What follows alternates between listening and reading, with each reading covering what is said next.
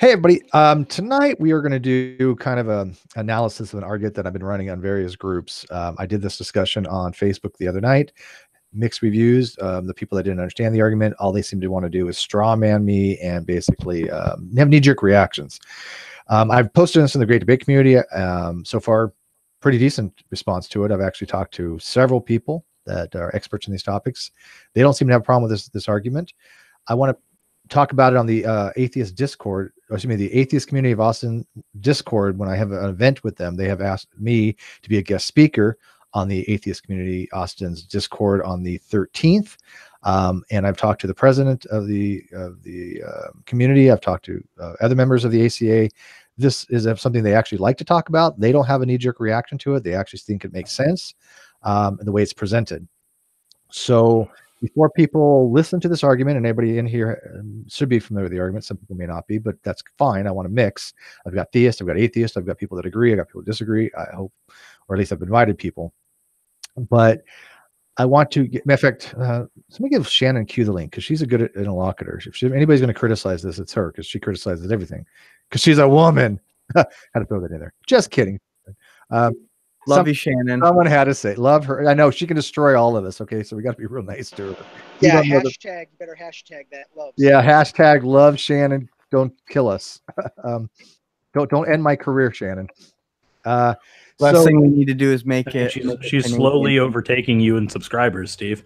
Oh, I know. And it's funny is I remember she didn't even have a video out to her first 1,000, right? And I told her, I said, look, once you start making videos, you're going to surpass me. You're going to be a superstar, because she did the 10 series with me, and now she's like, Steve who? Fair enough. I appreciate that. It's great. No, I love that when people start off somewhere, they start small and they get a following. That means they're doing a good job. This is what I wanted from the Great Debate community from the begin with. So she is the definitive success story. So I'm happy. I'm very happy. I'm envious, but whatever. Next will be Digital Hammurabi. Yeah, well, we started them too, right? We coaxed Megan and Dr. Josh into starting Digital Hammurabi, and their success is great too. So anyways, so Shannon's in bed, but maybe she's on a laptop typing, obviously, so she can criticize this as well. So again, this was kind of based upon a paper that I asked for from Dr. Malik. He is a biochemist with I think a minor in philosophy, and he wrote a paper on the in the Journal of Philosophy on in one part of it. Let me see, people are like messaging me here. Yes, let me get all the links out, I guess, before I get into detail on this. Yes, Rose, I will invite you.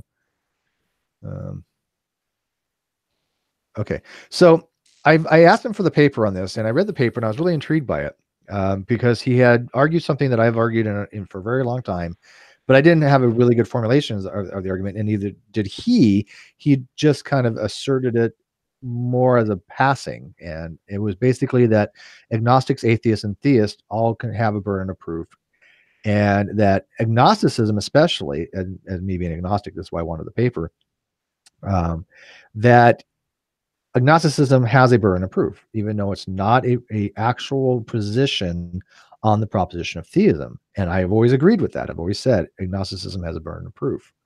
And I've actually shown logically, which I didn't put in the video description, but people can find it in other places. If you email me, I can send it to you. I've shown logically that agnosticism and weak atheism are logically the same. I'm going to take it stipulatively right now that most people will be accepting of that. In fact, let me ask one of our logic people that knows logic pretty well in the room, Barney, would you agree that logically, and I'm just using from the proposition, weak atheism, agnosticism are equivalent when it comes? It's just like saying the Christians and Islam, people that believe in Islam, are logically the equivalent theist. BP believes P. Yes. Okay, so as per definitions, yes. Yeah, so as per definitions, a weak atheist would be I do not believe P. So negation of BP. An agnostic is negation of BP and negation of B, not P. So the agnostic just takes it one step further, but I've made an argument that because the weak atheist is not evaluating it plus or minus or false or true, they are ostensibly the same as an agnostic. So again, not really in contention. If you think it is, I'll take back a step and try to go there, but I don't think that's really going to be required. I think a lot of people will raise a contention there. You think so? I'm actually kind of surprised by that. Should I put my proof in the description? I can do that. I don't think that for a lot of people the proof is what they'll just be contending that it is the exact same thing and therefore agnosticism doesn't exist. Yeah, but I also show that they're epistemically different, right? They're logically the same, but they're epistemically different. And the same reasoning would be Christianity and Judaism are logically the same, right? But they are epistemically different. There's differences between them, right? From my point of view, there is something to the argument a rock is an atheist, which they're trying to narrow it on, which touches upon that. Yes. Yeah, that's a whole different argument, and you know how much I hate that argument. I know, but it follows logically, right? It does follow logically, but that's the problem. If it does not have a belief in God, it is some sort of an atheist. Or if it doesn't believe that God exists, it is some sort of an atheist. Yes, if you really want to squint on one eye and tilt your head to the left and ignore absolutely everything else, right? If that's the only thing that defines it, sure. I don't think you have to go that far. I mean, that's what I do. I do that all the time. She lives in that state. Wow, your mic is terrible. Yeah, your mic is off today, Rose. It is. I lost my voice. I'm sorry. Yes, it's. I don't know if there's a mic that's raspy or her voice. My voice is raspy. I lost my voice. It's the mic as well. It's like it's got a lot of gain in it. Yeah, oh, is it? Okay, I'll leave and come back. All right, sorry. It won't. I don't think I have enough room to put the. I'm trying to clean some room up here so I can put the proof in there, but I don't think it's gonna let me. I'll worry about it afterwards. So. For now, but yeah, I hate that argument, even though logically, if they accept certain definitions by the fact of set theory and complement sets using a set and a complement set of a universal set, then yes, atheists would include everything, including rocks, chairs, stars, and that's why I think it's a horrible way to describe something.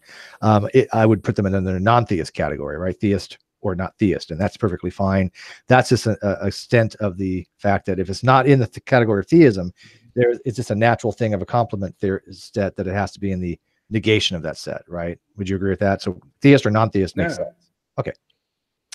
So people are saying she sounds hot. I've seen Rose. I'm probably the only person here that knows what Rose looks like. So I want to kick her out of my room. So whatever. What? Somebody wants you to kick me out? No. I just got here. No, I was referring to my bedroom. Oh, yeah. Oh, well, I wouldn't even go in there anyways. Yeah, yeah. You like men? Yeah, I do. I like men. This is news to me. Sorry. Okay. All right, so let's kind of work through this argument, and as I do, I'm going to be explaining the reasoning behind it. And like I said, I've been in correspondence with Dr. Malik on this particular argument. We've been long emails back and forth. He's taking it quite critically. He just asked me. Is this a debate? No, this is. I'm explaining.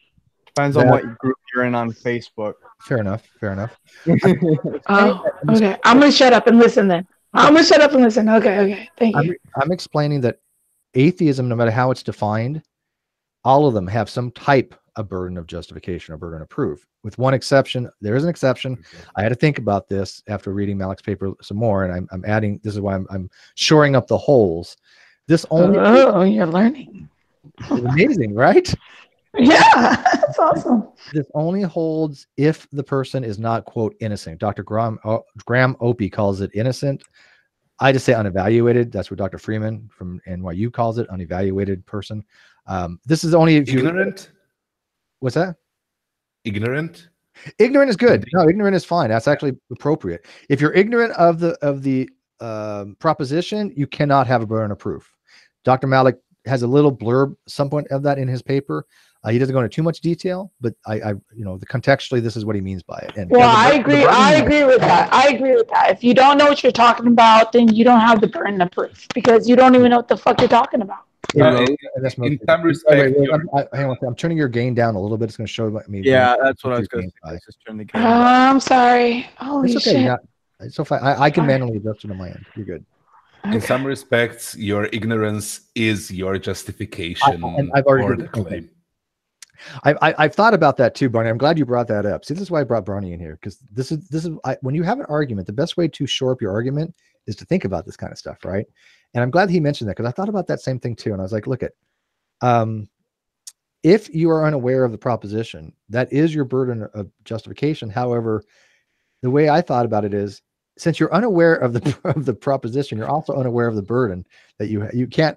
It's something that's not psychological. You can't have a psychological burden of justification if you're not psychologically aware of the proposition. I think there's a problem there. You see what I'm saying? Cognitively speaking. Yes. If we're talking about stating propositions, right? Common sense. It's called common sense. You actually can have beliefs without knowing what beliefs are, what propositions are, what truth is, right? Yeah, as long as you believe that something is the case, you have a belief. And it's called common sense, bro. And as long as you have reasons for having that belief and can point them out in any way, then your belief is to at least some extent reason-based. It is in that sense reasonable. That's right. Were you a wrestler or a fighter? Me? Yeah. No, I'm a programmer. I'm a fat guy. Oh, you're a handler. Okay, gotcha. I'm a neckbeard. Yeah. Okay. He's talking about, actually, it goes into what's called concurrent versus dispositional beliefs. So you have concurrent beliefs and you have dispositional beliefs. For example, like these are temporal. If I say something like, Rose can lift 1,000 pounds. That's dispositional. It's not something that's happening at this time. It's not concurrent with something. If I say she is lifting 100 pounds, and that's a concurrent belief. I believe she can lift. I believe she is lifting 100 pounds. And the difference is that when you have somebody who's like unconscious, they still have beliefs. They're just not active beliefs, right? They'd be more under, I believe it would be dispositional rather than concurrent. But that's what Bonnie is kind of talking about. That's kind of why I'm thinking it still he may be right that it still would work, because even if you're unaware of the proposition, you still have that justification, even if you're unaware of it, because we have beliefs that we're unaware of. They don't have to be in the forefront of the mind at all times. Would you agree? Yeah, I would. Okay. All right, good. So this is stuff we didn't get into yesterday. So this is really good that's going to be brought up today. All right. So the first part of the argument goes like this, and I'm going to do the way we should attack an argument, premise by premise. Barney, you agree that that's how you approach it. The first thing you should look at the logic, right? And then go to the soundness. We're kind of. Yeah, logic first. Okay, yeah. So I don't think. Does it have a conclusion? Does it have premises?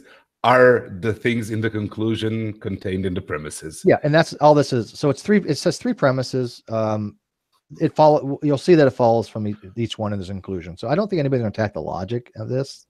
I think the soundness, of course, is what people are going to attack. And by the way, Kenny Rhodes, I'm going to send you. And you know what? Stop making hits on me.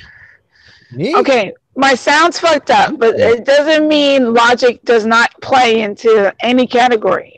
Any category is going to be logic, even in science. So you have to agree with logic, because science is logic, right? But science also can't even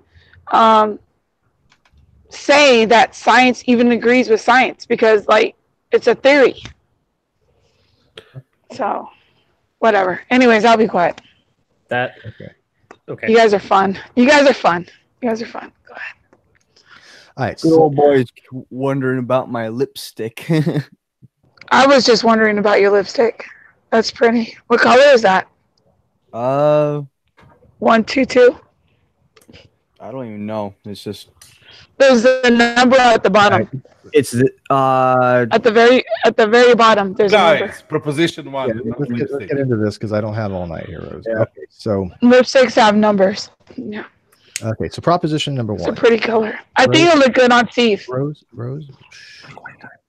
Okay. Sorry. Okay. So proposition number 1: all beliefs to be rational, excluding properly basic beliefs, depending on who you ask, require justification to be rational. And you, for everybody out there now, please just ignore what's in the parentheses. I don't want to get into properly basic beliefs, whether they're can be non-inferentially justified or not.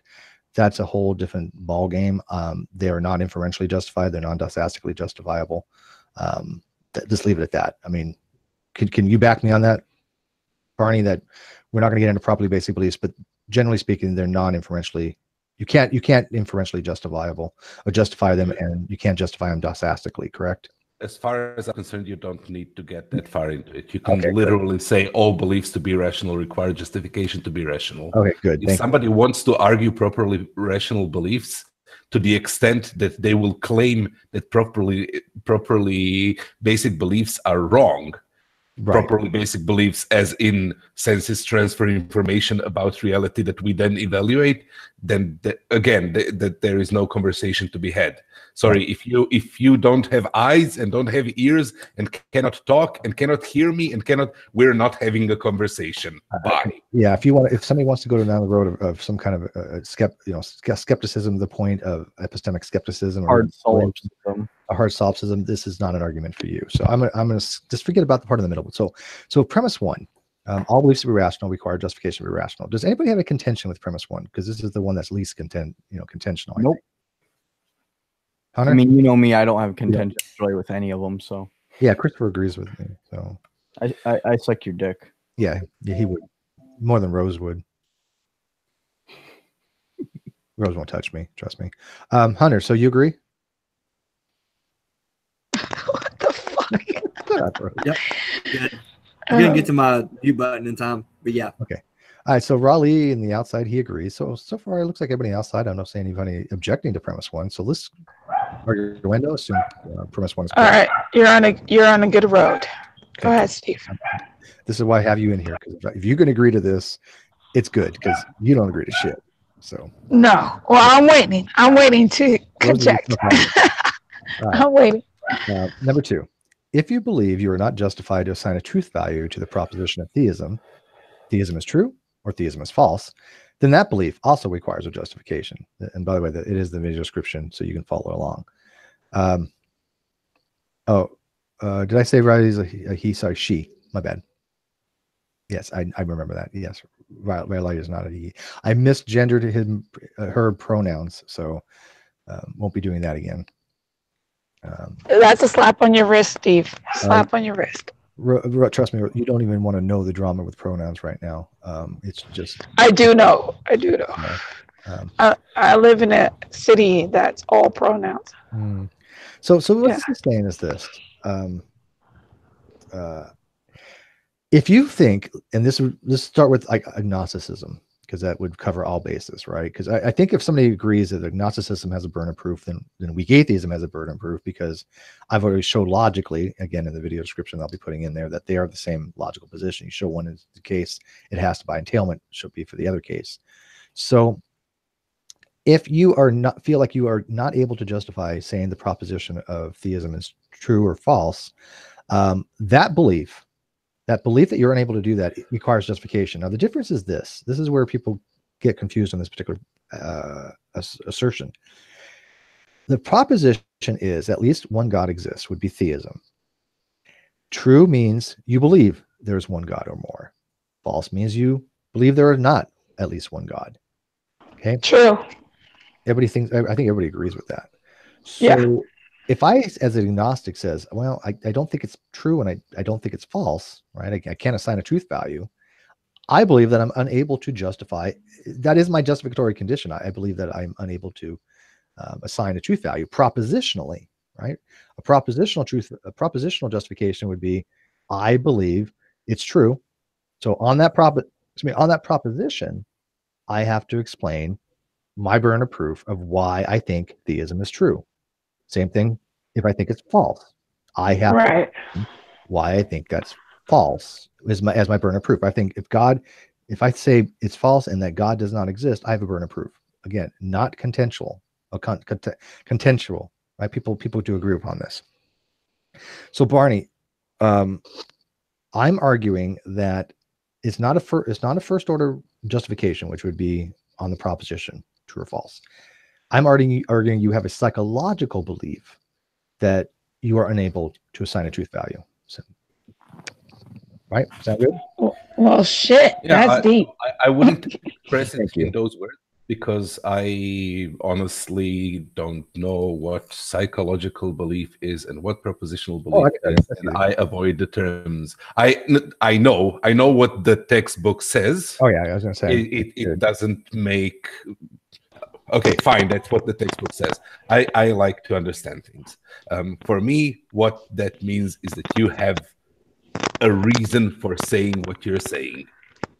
So obviously, Rose, there are words coming out of your crackling too much. I didn't mute you. Your mic is really bad. Go ahead, Ronnie. So saying that something is true is a clear positive statement about a fact. Saying that something is false is a clear positive statement about a fact. That's not a negative statement. That's a positive statement. That thing is false. Right. It's a positive statement of a non. It's a positive statement of a negative existential claim. You're making a direct claim. Yes. Right. Mm-hmm. Saying I will not assign a value to that statement means you're not making a positive statement about that claim, but you are making a positive statement that you will not make. That you think it's appropriate not to make that assignment. Right. Okay, so we're on the same. You don't like the terminology, but that the textbooks use that. So yes. Okay. So that's basically it. That's what the second level claim means. So the people that are listening, propositional belief is just that I have a belief that the proposition is true. My belief is on the proposition, so it's a propositional belief. It's not the psychological belief is actually. If I believe there is no God, I'm having a psychological belief that there are no gods, right? It's in my head. But the propositional belief is I'm having a belief that's in respect to the proposition, right? That's how the differentiation is. So does anybody have a contention on number 2? I'm going to ask the live chat. You all agreed on premise 1. Do you guys have any contention on number 2? Nope. Okay. I know there's a little lag, but okay. And by the way, Rose is not Debbie. But yes, Rose was the one we had on the non sequitur show for the Mandela effect. Yeah, that was fun. Yes. I just got back. Sorry, I just heard my name. What were you saying? You talking shit behind my back again, Steve? Like always. Clearly. What the fuck is? All right. Nah. Rayleigh says psychological belief is basically being convinced right. Not necessarily. The way I'm doing it as a psychological belief is the actual belief that's in the mind, the phenomenon. Right, the phenomenon. If I believe I'm seeing blue, I'm having a belief in my brain. So it's psychological, right? It's not propositional. God is not psychological, though. Okay, that's fine. This has nothing to do with God. It could be used for any argument. This is what I like about this argument: is any proposition. It has nothing to do whether it's atheism or theism. It is propositional based. Gotcha. So you can apply it for affirmation of the proposition, rejection of the proposition, as in affirming the negation or the non-evaluation. So, okay, good. People are getting it. Number 3, since justification is not on a belief, since that justification is not a belief on the actual proposition itself, it is a second order justification. And what I mean by that is the first order belief is that I believe theism is false, or I believe theism is true. That's the proposition.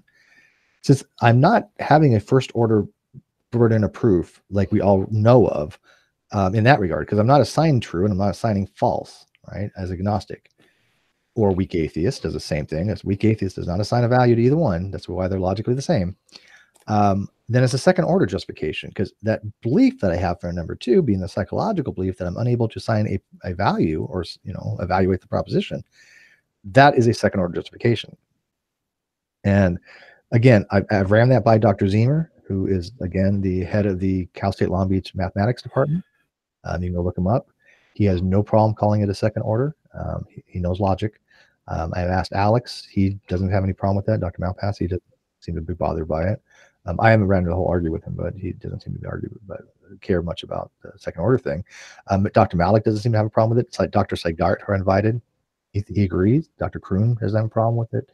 And this is not, by the way, I invited somebody in that knows. So you have like 8 doctors that back you on your theory. Let me clarify this, because I invited somebody who knows fallacies, but they didn't come in. But I want to clarify for people.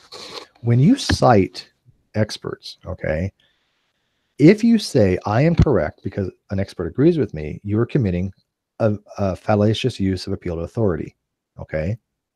If I say, however, I've talked to experts and they are experts in the field, and I'm not using Seigart as an expert in the field because his is biochemistry, but I'm using it for supporting evidence, which you're allowed to do. You can appeal to authorities, however, for types of claims where you need support for it. That's what you do when you write a paper. You cite somebody else, right? You appeal to that authority. I agree.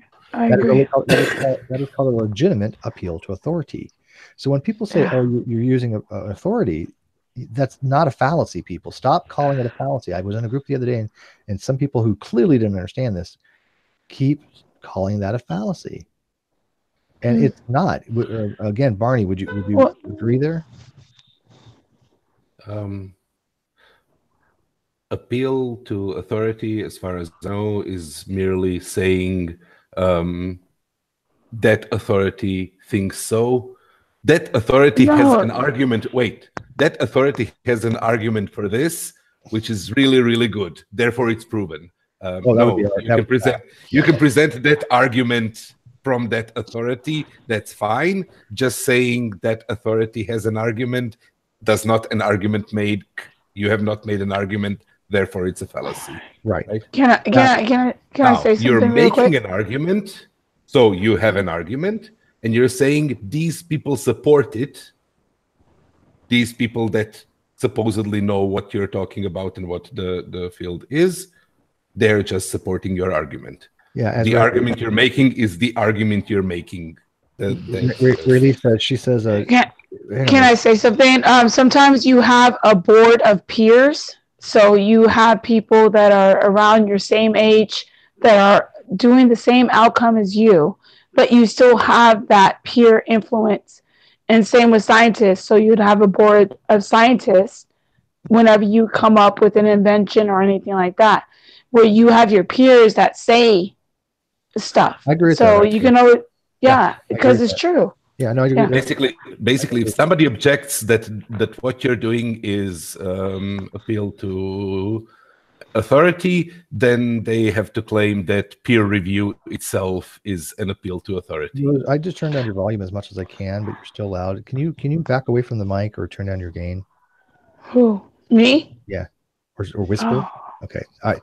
So Rayleigh, she says, and I agree with her. She says that you're using a reliable set of independent authorities, and I agree with that. So be careful when and Christopher, chime in here. When we did this the other night, and we do this things all the time, when people use fallacies and throw them out, and they're not correctly used, it really hurts your argument, your counter. It really, really does, because if you tell somebody because they're citing an authority, like I cited Dr. Malik in the paper, and I give the reference below. It's behind a paywall. I have access to it. I can send it to you, and I think there is a site out there you can go find it. But I had to request it from it directly. But I have screenshots of the relative parts. When you're citing somebody like that, that's not a fallacious appeal to authority. It's called a legitimate appeal to authority. There's nothing fallacious about it. And so don't knee-jerk reactions and have these visceral things out there going, oh, well, it's this fallacy. Go read the fallacies before you think that somebody's committed it, because I personally will call you out on it hardcore if you could say I committed a fallacy. I've committed fallacies, and I've been called out, and I've corrected it. What's your definition of fallacy? What's your definition of fallacy? Informal fallacy is something wrong with the argumentation other than a logical fallacy, which would be in structure. My understanding is slightly different, where a formal fallacy is there is something wrong with your argument, and an informal fallacy is you have failed to make an argument.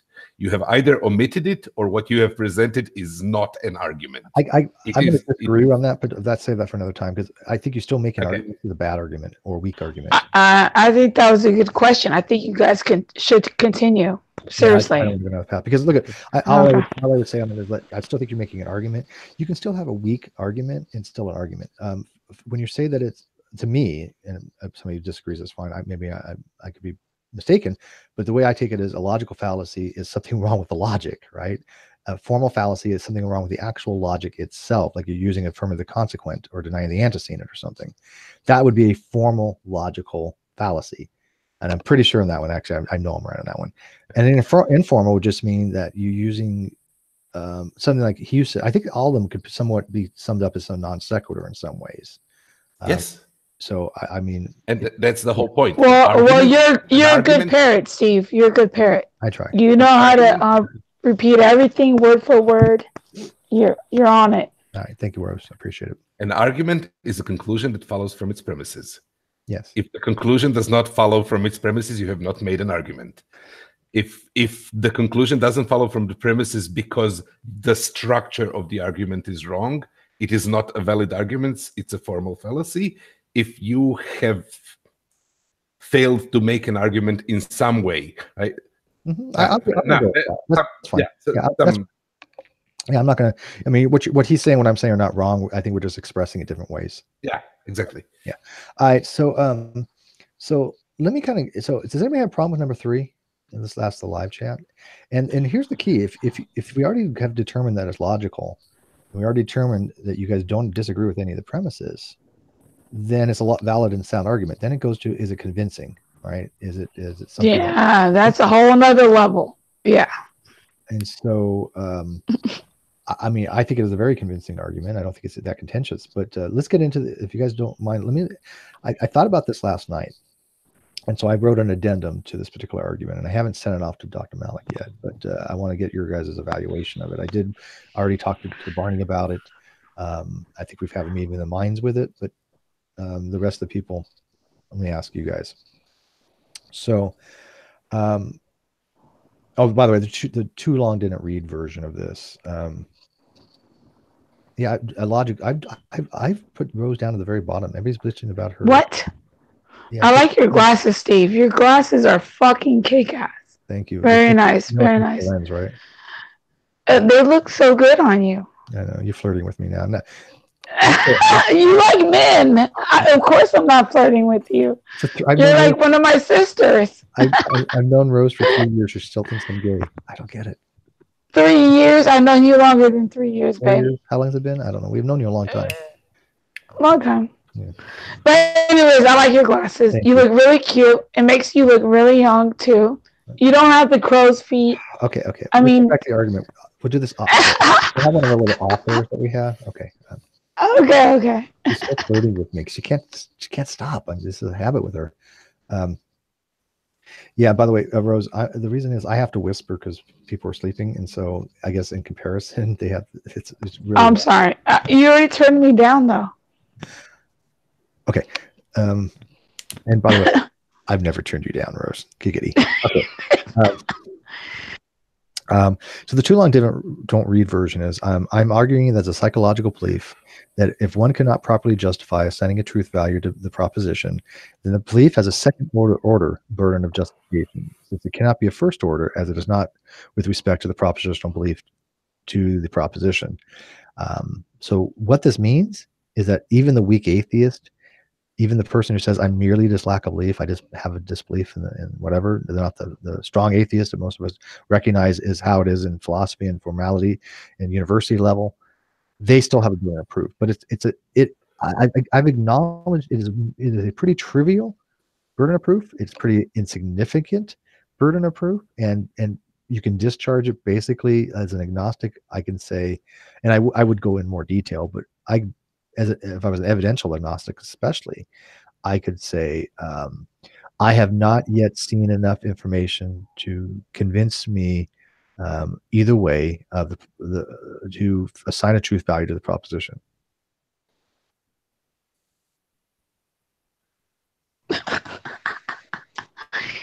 Yeah.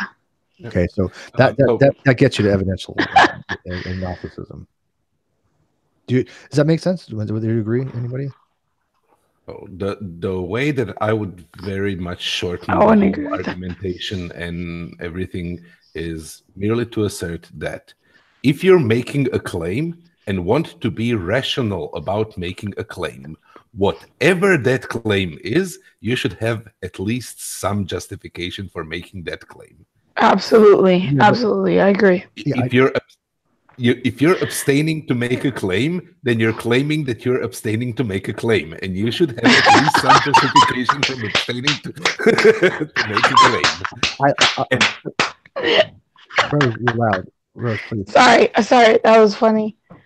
As long as you want to be rational. If you don't want to be rational, if you don't want to be reasonable about what you're saying, then you can just let words come out of your mouth. And you don't need to justify anything. And that's the only condition I can imagine in which you have no burden of proof, no reason to justify what you're saying ever to anybody. Right. Yeah. Well, you're a smart man. You are a smart man. What is his name? I like you. Yeah. I do agree. Smart guy. I do agree with Barney. Okay. But I have to word it this way, is that people are Barney, I need to smoke a cigarette now. Yeah, go smoke. They're not going to understand that, Barney, and all they're going to hear is that lack of belief is not a claim. I understand. Right. So people will understand who need to understand. Rose, you got to stop. I got to do this. Okay. So. Okay. I totally agree with you, Barney. I think that you're right. A lack of belief is a claim in some degrees. I think you can frame any positive into a negative. Yeah. A lack of belief can be not a claim, in the sense that we're not having a conversation about it. Yeah. But if you say, I lack a belief, you have made a claim that you lack a belief. And by the way, there's only one theist. That's right. That's right. Rose, you got to stop. If not, I agree with him. What are you getting mad about? You're very loud, and I can't talk loud. I have to remove you if you can't whisper. Yeah, it's up to you. I love you to death, but I have to make it through this. And people are asking to I'll whisper. I'll be like, hey, I'll be quiet. All right. Is that better? By the way, I invited Ocean. Fuck you. Right, so, fuck you. All right. Rose can sit there and listen. I've hit her from broadcast, so I love you, Rose, but this is never going to go anywhere if I have to continue to. Yeah. They can't hear you. So, okay, so I have to get rid of her. I'm sorry, I just can't. So Barney, I agree with you full-heartedly, and I like the way you worded it very succinctly. I'm just afraid that all people are going to hear when they hear you say that is lack of belief is not a claim, because they're having Pavlovian responses.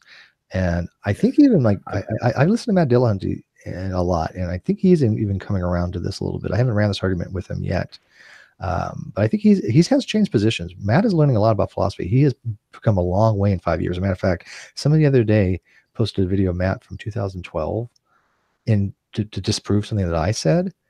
And I said, dude, you got to get more up to date, because this is here's a video from 2017 that I'm aware and that I knew of that showed completely the opposite of what Matt was saying, because Matt had learned, Matt had grown, he's educating himself. Yeah, try doing 2 days ago. He just posted a debate. It ain't 2012 anymore. Yeah, I'm gonna have to watch that one. Did he have one the other day? Yeah, I just finished it yesterday, but it's basically a week old, but he posted it 2 days ago. Yeah. I forgot who he debated, but yeah, it's radically different. Yeah, I can imagine, and I think he's coming around a little bit more when it comes to like the burden of proof, because this is a little bit tangential from this, but I want people to understand this. There's an epistemic burden of proof, and there's an evidential burden of proof, and they're not the same thing. An evidential burden of proof comes from either a burden of production or a burden of persuasion. And I'm going to talk about burden of persuasion for a second. If I want to convince Hunter that his beliefs are wrong and my beliefs are correct, my burden of persuasion is, if I tell him, hey, God does not exist, I have at that point an evidential burden to show him why I believe God does not exist. I don't have to demonstrate God does not exist. I don't have to logically prove it. My onus for an evidential procedure is just to provide enough justification to warrant me to say to him, and I'm using the word warrant in a different way here, but because it does mean something in Tolman method, but that's an evidential burden. That's when Hunter would be like, well, you believe God does not exist. Which, by the way, I'm hypothetical. I'm not holding that position right now. I'm agnostic. But if he says, Steve, you believe God does not exist, and you're telling me this and you're claiming it to me, what is your evidence for it? That is where the evidential burden comes in, right? But if I just say, hey, if he just asked me, hey, Steve, do you believe in God? And I say, no. Or he says, does God exist? I'm like, no. At that point, I have no evidential burden to explain to him. What I have is an epistemic burden to myself. I have an epistemic burden to myself that any belief that I hold, I need to justify to myself. So there's a huge difference between the epistemic burden and the evidential burden. Does that make sense to people? Do they see the distinction there? Because I think that most atheists, they don't understand the difference between a burden of production, a burden of proof, a burden of persuasion, a burden of justification. That's epistemic or evidential. They're all different things. Yeah, I do have a question though. Yes. So if I was to ask you, do you believe in God, and you say no, and I ask for a reason why, and then you can give evidence as to why, but also you don't necessarily have a burden of proof then as well, correct? Yeah, and there's two different questions that are asked often, and the problem is these questions are not the same thing. And let me show you guys why. If I say, Hunter, does God exist? I'm asking an ontological question, right? I'm asking about the ontology of God. And what are the two direct answers to that question? Yes, no, and I don't know. No, well, there's multiple answers. Those are indirect answers. There's only two direct answers, yes or no. Now, you can answer indirect answers like, I don't know. Sure, nothing wrong with that. But there are only two direct answers to that question. Does God exist? Yes, he does. Or no, he doesn't. It's a dichotomy. Would you agree? God exists or God does not exist? What type of question would that be? A direct. Closed. Okay. Direct. Closed question is called. It is a fact that God either exists or doesn't exist. Mm-hmm. But unless you're a non-cognitivist. And I have an argument for that later. Yeah, you're right. What if your God is a paradox of both being existent and non-existent simultaneously? Then you're no longer within the scope of logic and reason because you have violated the law of non-contradiction. Right, you're a square circle at that point, and we're going to be moving on to other things. Square circle. Stop using square circle as an example of an illogical thing. Square circles exist. I understand using a certain type of math, you can have a square circle. That's called a tactical method. We're not getting into that tonight. Barney. I really want to just screw with some people and tell them that circles can be squares. Barney, I really want to fuck with them. I'm the only person you probably run into that knows what the taxicab method is. Okay, so give me some props for that one, right? I'm serious. So I mean, that's something that's pretty archaic or pretty esoteric. Yes, but it works. You're going to blow too many minds with that. Please. It does. Here's the thing on the problem with that, Barney. It does, but squaring the circle is more, using a compass with just by a compass and protractor, you can't square the circle. That's what the original argument was. But now, squaring a circle does not produce a squared circle. Squaring a circle is a method of calculating a circumference of a square. I disagree. I think squaring a circle makes it a square. Oh, but what's funny, by the way, you're talking about this really deep type of stuff, and I understand this, but there's another thing that's really deep, and I actually wrote this the other day, and I'll put it on the Great Debate community. I actually showed instances based upon Stanford's Encyclopedia of Philosophy from the entry on theism. I just kind of worded it differently. How you can actually be a married bachelor. Using theistic logic, right? Which is logic that allows for true contradictions, which is a form of paraconsistent logic. And so I just took what SEP had on it, and I kind of wrote it in an easily digestible way that people understand it. So nothing is psychosake. People think that there's so many things that they just throw out there, like, oh well, it's just by analytical definition you can't have a married bachelor, blah blah. They don't like the word. Well, let's try to break that. Let me try to break that. And mathematicians like to break shit, as my friend Dr. Rachel Traylor says. Mathematicians like to break stuff. That is breaking math because it's using a form of logic called dialetheism. So, anyways, we're going so way off track. But I love this Neil and myopic shit. So, all right. So, So this is what somebody brought this up to me as a not a defeater to the argument, but something to be addressed. And I was already aware of this, but I appreciated it. But I figured it was about time I actually addressed it. Can you guys see the potential for infinite regress with this particular problem? Of like an infinite regress of justificatory beliefs? Think about it. Yes, I but I think that can I think that ends up happening with any set of trying to justify any set of beliefs. Right, because whenever you try to believe on one thing, then you have a belief for that, and you have a belief for that, and you have a continual set of inferential justifications. There's actually a problem in philosophy called the dilemma of inferential justification because of this exact same thing. Where do you stop?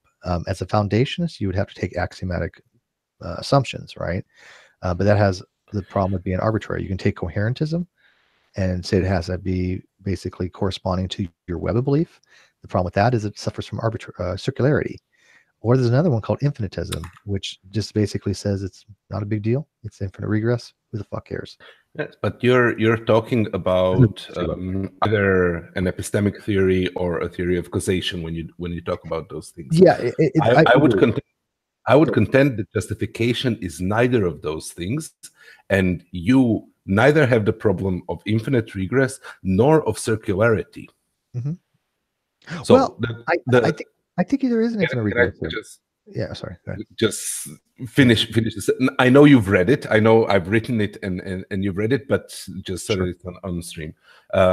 When you're justifying things, you are trying to connect your argument and the claims that you have made in your argument in some way to reality. Now, in principle, you could run into an idiot which will forever ask why. And that's the only problem of infinite regress that you have, because the goal of justification is either run it into something which you both agree is self-evidential, or simply run it into something that you both agree is real. If you can unambiguously connect it to reality through argument, you have successfully justified your position to any sufficient degree. It sounds like you're relating either just foundationalism with what's called externalism, actually. So what you're saying is true. I'm just giving it labels, but that's what I do. If you start having justificatory things, you go all the way down to what you said just by brute assumption, brute fact, right? That's what foundationalism is. I take certain axioms as a brute fact. That's how you said your theory of justification. So. As you said, it really depends on what theory you want to take for your theory of justification. You don't have to have infinite regress. You're right on that. That's why I asked at the beginning, just people see the potential for infinite regress. And if you accept infinitism, then there's no problem to be had. But the way I wanted to address this is why I have it on the video, so people that watch this later that know philosophy. What I wrote was this. I said, what I am most amazed with is that only one person recognized the problem of infinite regress by continual inferential justification, which I was already aware of. But nice to see someone caught it, because these are not easy arguments. This is I don't expect the people out there that have never looked at any of this stuff to really kind of accept it right off the bat. I just don't like the knee-jerk reactions when I hear people say, "Oh, atheism doesn't burden proof," because they're just parroting something I read off the internet or they listened to from atheist experience. And I said, while I don't subscribe to infinitism, but to foundationalism, I don't think that is much of a problem. I could clearly forsake my personal theory of justification, which was Barney was talking about, and appeal to infinitism from a pragmatic approach, which I'm kind of a pragmaticist too. I don't think that I am forced to do that by immediate considerations that I can see. However, I'm still giving consideration to the best approach of dealing with the dilemma of inferential justification, which is a real dilemma. You can go read about it. And if anyone has any suggestions, I would be interested. But at the moment, this is merely not of direct influence on my argument, but to be addressed at a later date. So no matter how this plays out, as far as if you want to appeal to foundationalism, infinitism, if you have an infinite regress, it doesn't matter to the argument itself. The argument itself is valid. It seems to be sound. Nobody has argued against it that I've seen so far. Nobody in the live chat. This shows that all atheists, under any definition you want to use, does have a burden of proof. And to try to avoid that, and to try to say there's absolutely no burden of proof is, to me, seemingly a false statement. Now, again, I do recognize it is a trivial, psychological, second-order belief that is easily dischargeable. But if you try to deny any type of burden of proof, I agree with Barney wholeheartedly. I think that is just irrational, and I think that it's doing a disservice by making such statements by fiat rather than actually trying to think about what people are actually saying and what these things actually mean to having a burden of justification. So that's my argument. Go ahead, take your best shots. What do you guys say? So actually, I'm curious. What is your position on Matt Dillahunty and the null hypothesis and all that in regards to this? Oh, 1 second. Is atheism the null hypothesis? Okay. 1 second. Okay, so this is how I look at it. And I was going to get Brian Stevens to talk about this particular thing. He's a statistician. And I look at it from a very different point of view. And I guess we're going to move on to that particular topic. I have some major issues with that statement. And the reason is this. One, the null hypothesis is generally found in a experiment, right? You have a hypothesis. If you can reject the null hypothesis, you can accept the claim that you're whatever you have a hypothesis on is more likely the correct answer, right? And that's based upon your p-value, and it's based upon your significance level, your alpha. So when you just say it's a null hypothesis, what does that even mean? That to me reeks of scientism. These are philosophical questions. They're not experimental questions. They're not scientifically evidential questions. So to say it's a null hypothesis to me personally, is something that's out of the scope. It's a misuse of scope problem. Barney, what do you think? I would say that your explanation is somewhat of a dodge. Like there is no issue with it being scientific. If it works in the scientific process, it should work here the same way that a logical process should work. So my solution to that issue is maintaining that a null hypothesis is whatever your starting position is. A true null hypothesis is completely arbitrary. Yeah, I would disagree with that, and I would also throw in. Go ahead. If you are starting off from scratch, you can start from any position, make that position the null hypothesis, and then check a hypothesis against it. The hypothesis either stands, which means you move, or it doesn't, which means you're starting from the same position. That means you will only move incorrect conclusions, incorrect line of reasoning, and will start approaching the truth. The null hypothesis is never supposed to be true in itself. You cannot use a null hypothesis as a statement, oh, I haven't disproven the null hypothesis, therefore the null hypothesis is true. Yeah, well, that was part of my thing I was going to argue with you again, because that last part is part of my argument. Two things. One, a null hypothesis is never accepted. So to say atheism is a null hypothesis to me is nonsensical, because you don't ever accept the null hypothesis. You only reject a null hypothesis. So you're having a problem. You're saying atheism is something that I accept by calling it something that you actually reject. That makes no sense to me. There's a category over there. It's ultimately self-refuting. It is self-refuting, and it's bizarre. And it's a tool. But the other thing is this, more importantly, science doesn't address, and null hypothesis is a scientific concept. Science doesn't address the God claim. Science has no hypothesis or null hypothesis when it comes to the God claim, because science adheres to methodological naturalism, right? So you're just kind of bypassing that altogether and saying, oh, well, it doesn't matter. We can evaluate the God claim, even though it's not evaluatable under scientific methodology. We'd get into a semantic debate on what science is. Do you know what's funny? So that's kind of what flat Earth does. Is they Right. reject the Goldberg model, so therefore my model is correct Yes. by fiat. That would be Right. null hypothesis. Yeah, and I think that's the same mistake they make as well, by the way.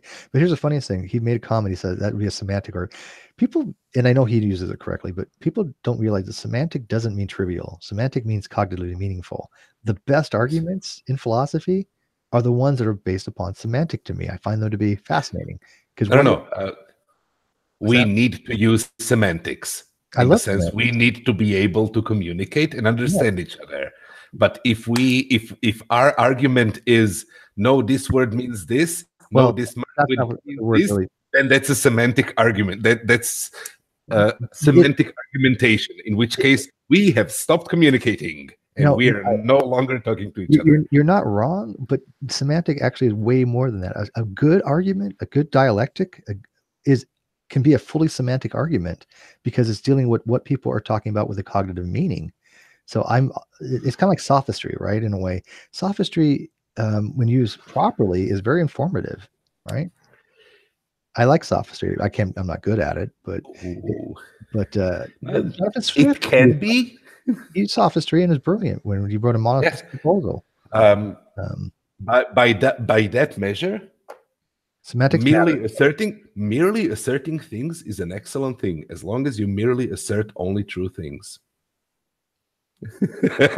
Sophistry is awesome if you're correct in what you're talking about and are educating somebody and are trying to get them to accept something that actually is a fact.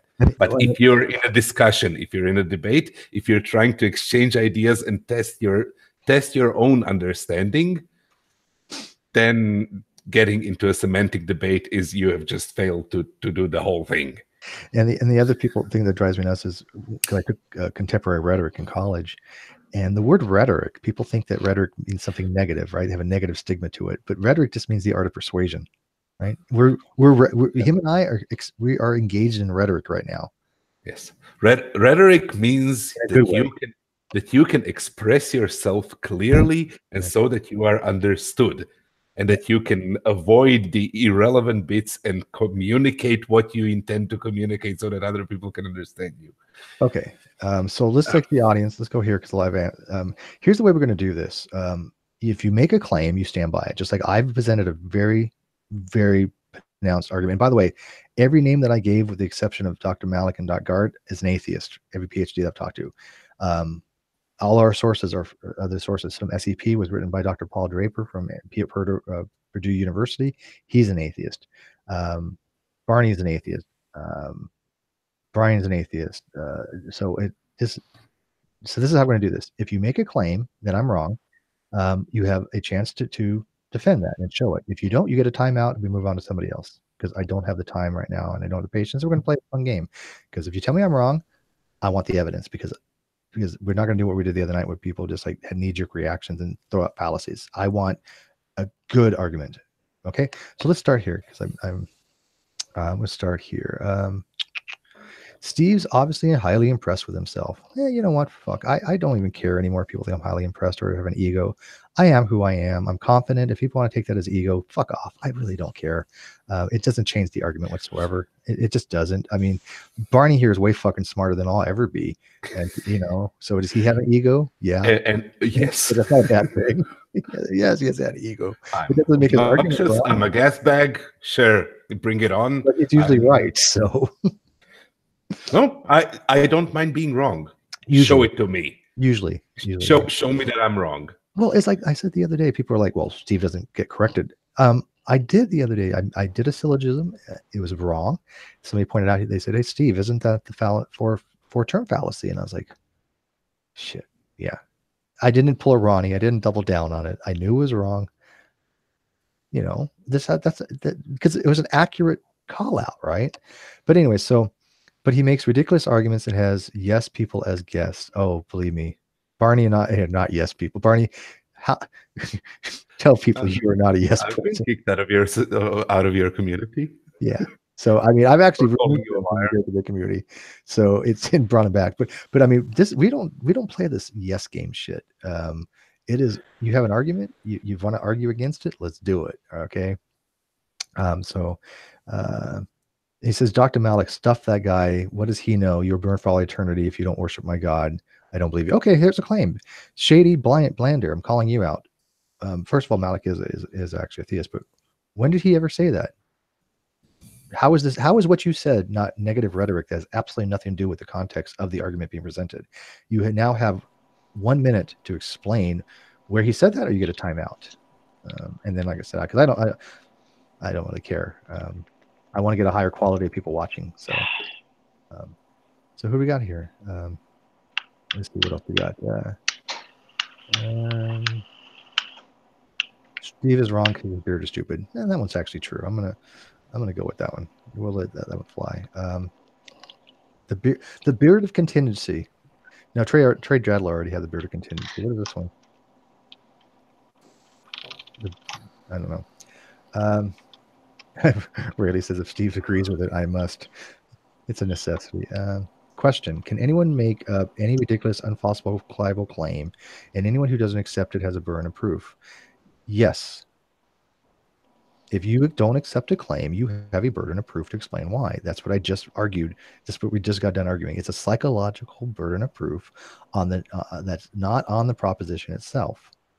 How, I don't one thing to make very, very clear: if somebody makes such an argument and you reject it, they still have the burden of proof to show that their argument is correct. They don't lose their burden of proof.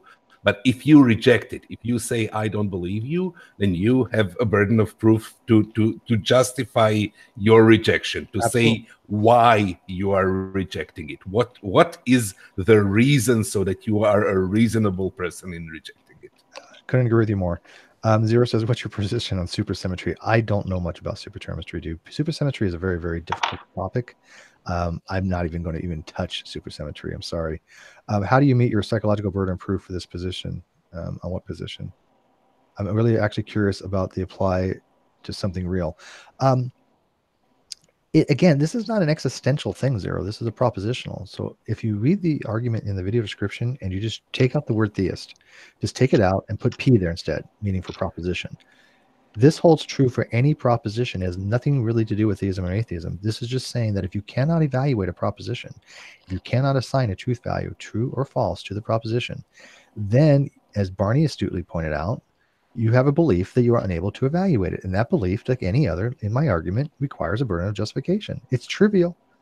It's to be reasonable. What's that? To be reasonable. To be reasonable. This all assumes reasonability, the principle of reasonability. You want to assume that the person wants to be reasonable. If not, then, like Barney pointed out, what the fuck are you having a conversation for? You know? You may assert that you have an unreasonable belief. I believe this, and I don't even know myself why, but I just very, very strongly believe this, and that's where the conversation ends. I can no longer argue with you about it. I can then ask you to lie down on a couch and we can talk about your problems. But okay, so Sean says it's the only justification required is that they haven't provided sufficient evidence. That means they have the burden of proof. Do you guys see what he just did? He just gave the justification for his own burden of proof. Because the person Can you repeat that one more time? It's the only justification required is that they have not produced sufficient evidence, and it means they have a burden of proof. The way I would word that, where you actually sound cogent, Sean, is that I would word it as, I have not been exposed to enough evidence to just make a rational decision or one way or another, so I don't feel justified to assign a truth value that the proposition is true or false. That's it. That's called evidential agnosticism. If you want to call it atheism, call it the fuck you want. I don't care. But that is a burden of proof. That is how you discharge the burden of proof. And so if you say you're not convinced because they have not provided any evidence, like a Christopher Hitchens thing, that's a justification. You're done. You met your burden of proof. Why try to get out of it? You've already done it saying that. I don't get it. But Steve, that wouldn't be a justification to go cold turkey the other way, right? It would be just to hold it for down in the neutral zone. Yeah, correct? I this would not work for me. If you said I have not seen enough evidence from the theists, therefore gods do not exist. That's an argument from ignorance, in my opinion, because if you're saying gods do not exist because it has not been proven that they do exist, that is textbook argument from ignorance, and I see that happen quite frequently. Yep. Yeah. I'm going to hold to X because it has not been demonstrated to be proven wrong, and I've seen atheists do this, and then when you call them out on it, they don't understand they are committing a fallacy by doing that way. So it's all how you phrase it, right? The way I phrased it earlier is not an argument from ignorance, because I'm saying I have no justificatory reason to sign a position either way. This is why I'm ending up with this position, which in my case would be agnosticism. Okay. Barney, go AFK, or you just turn off his I guess you just turn off his camera. Sorry, I just had a phone call. Okay. And so, let's see if we got more questions here. So I guess Sean has not provided proof for his claim or argument. So let's see here. Sean, do you want to do you want to take back what you said earlier about a theist saying "believe me" or "go to hell"? Because I mean, that's nothing. I'm gonna let it slide this time, but it has nothing to do with the argument. I don't really want negative rhetoric in this particular thing. It's distracting. Atheists talk more about God than theists. Yeah, well, you know what? I think there's a reason for that, and a legitimate reason. Yeah, there's a lot of reasons for that, and that's why we have this Sorry, year's election. you take this one. Okay. Well, hang on. I would like to address Sean's argument, because he's saying, again, if the only justification that is required is you haven't provided sufficient evidence, that means the other person has the burden of proof. Does that mean that whatever you say, all I have to say is you haven't provided sufficient evidence, and then you have to prove further, and then I can say you haven't provided? Would that be rational behavior? Or would there be a point where I have to stop and say, okay, you have now provided enough evidence?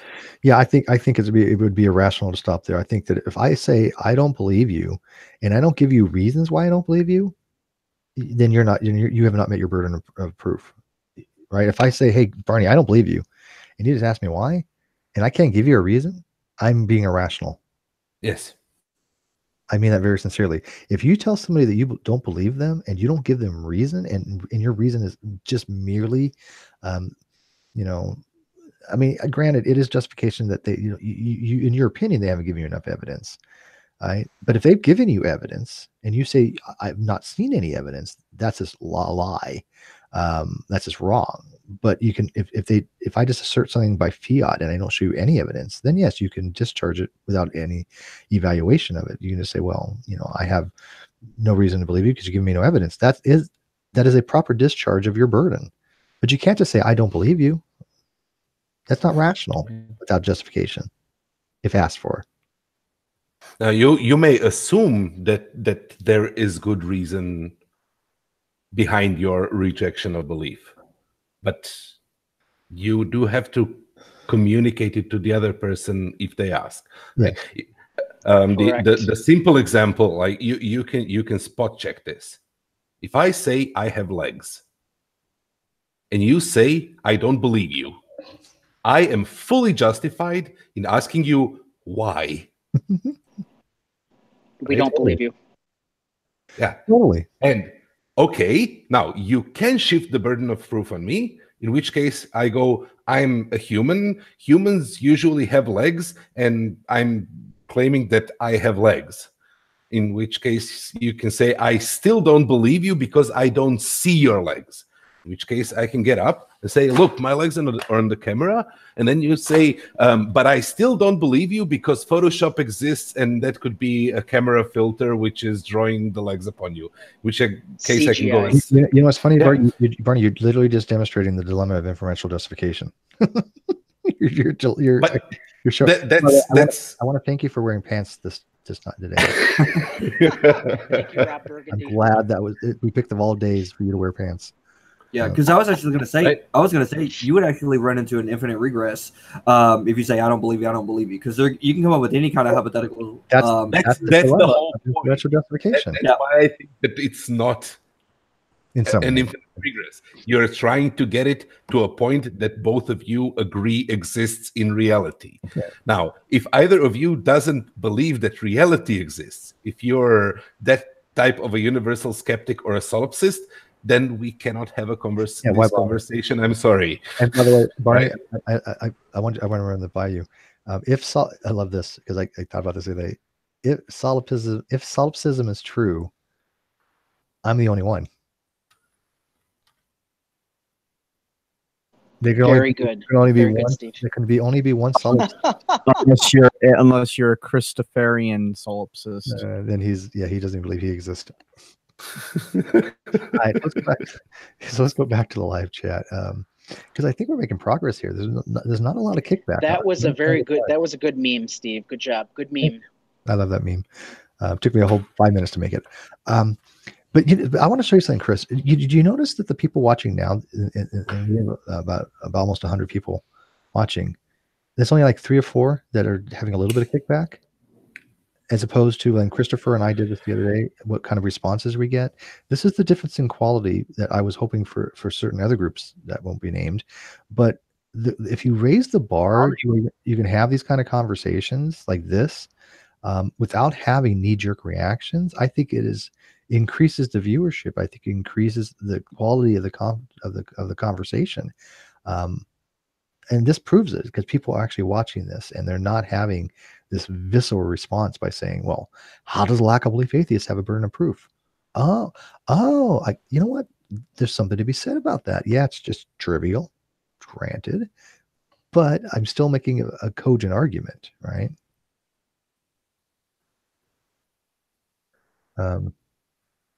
By the way, Rayleigh, she says, I think I just got taught too hard about rational justification by Ozzy's videos. Yes, Ozzy's videos are amazing. So Sean Plunkett is answering, we haven't burden of proof would mean having to prove their statement wrong. No, that's just wrong. Fundamentally wrong. No. That's potato. So that's the difference between the first order justification and the second order justification. First order justification is what you're saying. If your claim is the opposite, like if I said I have legs and you say I don't believe you, that's a second order claim. If I say I have legs and you say you do not have legs, that's a first order claim, and then you have the first order burden of justification. But even in that second claim, you have a burden of justification. You have to justify, why don't you believe me? When I say I'm wearing glasses and you say I don't believe you, you have to justify why don't you believe me when you can see me wearing glasses, right? Yes. Because I'm really assuming that we agree that there is a reality and that we are communicating through the camera and that you can see that I'm wearing glasses. And to point out, this also goes to the point that both people having a conversation, both of them bring to the table burden of proof. This goes back to the burden shifting. If one person just says they have the burden of proof, not me, you're burden shifting. Done. Game over. I don't care. You are wrong at that point. In only a few exceptions. If you're defending a thesis for a PhD or something like that, or if you're arguing that a scientific theory is wrong, there's no onus for science to show you that a scientific theory is right. If I say relativity is wrong, I have 100% of that onus. There is no burden of proof by somebody else saying that evolution is true. I firmly believe that. I have videos on that. It's a different argument, but I've articulated that argument before, that if, like, for example, Christopher says, Steve, you assert evolution is true. Where's your evidence? All I got to do is give him a fucking link to something. You know, I don't have to prove to him anything. I don't have to demonstrate to him that evolution is true. That's already been done by science. If the burden at that point would be, Steve, you're saying this is a fact by science.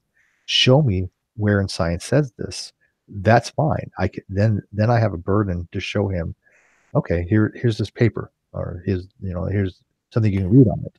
At that point, my discharge, my bonus to do it is completed. I've properly discharged my burden of justification. I don't have to sit there and demonstrate to anyone that evolution is a fact. I don't have any responsibility for that. You know why? Because science has done that for me. Because once you have a confirmed theory, game over. That it's been justified, right? Now you can try to falsify it, but the justification for holding the belief that something's true, it's already been done for you by science. And that's how I picture it. Anybody else want to weigh in on that? Yeah, that's fair enough. That it fits well into my understanding of justification being a way to connect something to reality. That's what science does. Observes reality and finds way to connect claims to reality.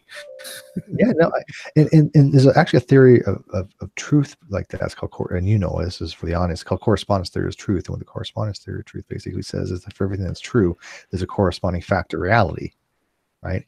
It's not a bad theory of truth. I appeal to it a lot, but it's not the only one. There's a whole bunch of theories of truth out there. There's pragmatic theory of truth. There's a coherent theory of truth, deflationary theory of truth, Tarski theory of truth, Krinsky, I think it's Krinsky theory of truth. They're complicated. I was looking at Tarski's theory of truth on semantic truth, and oh my god, the metaphysical substrate theory of truth. Oh, they're ridiculously complicated. I don't know how anybody understands any of this stuff, but yeah, I mean, I'm looking into various types of like I was looking at Tarski's theory of theory of truth, and it's actually pretty interesting. It's very semantic. But anyways, I'm trying to do something real quick, so give me 30 seconds. So you guys feel any questions for me in the audience? I don't see any real knee-jerk reaction. Well, I'm actually kind of surprised. Well, I did see somebody talk about strawmans. I don't know if that was considering about this specifically. Sean was accusing us of committing strawman, but the whole chat just asked him, how is that a strawman? So no point in asking him the same thing. Yeah, he said so. He said you made a claim, you have the burden of proof, and you provided sufficient evidence. How does that apply? Now, what is your definition of sufficient evidence? Because sufficient evidence is that evidence which, when presented, convinces you that the statement is true, right? And do you agree that you can be provided with sufficient evidence and at some point be irrational? Like if you're a flat earther, you have been presented enough sufficient evidence. Okay, I think that at that point you can deem somebody irrational. Personally, but with the straw man that they're saying in this, and it's not a straw man, they're trying to say, well, you're using the specific definition of atheism, which I'm not. This applies to any proposition. So that accusation of straw man is absurd. You can pick any proposition you want from it. This holds the same way. And by the way, I will clarify this, and I will challenge anybody to do this. I have never said somebody cannot use a colloquial definition to define themselves, ever. If somebody wants to use colloquial definitions to call themselves an atheist, I have never told them they can't do that or it's wrong, ever, not once, ever in any video. And I'm really getting tired of people strawmanning on that because it's never freaking happened. My only argument, don't use your definitions to define me. I won't use my definition to define you. If somebody says, well, I just don't believe in God, I'm an atheist, I have never once, not once, said, okay, well, you know what? You're not an atheist. You're an agnostic. So don't, I'll say, I might tell them, well, according to philosophy, this is how it'd be called. But I still call them an atheist, right? Because that's their label. That's what they've accepted as. I have no problem with that. I don't particularly agree with it per se. I think it's I think there's issues with it, but I've never said you have to use the definition to label yourself. That's absurd.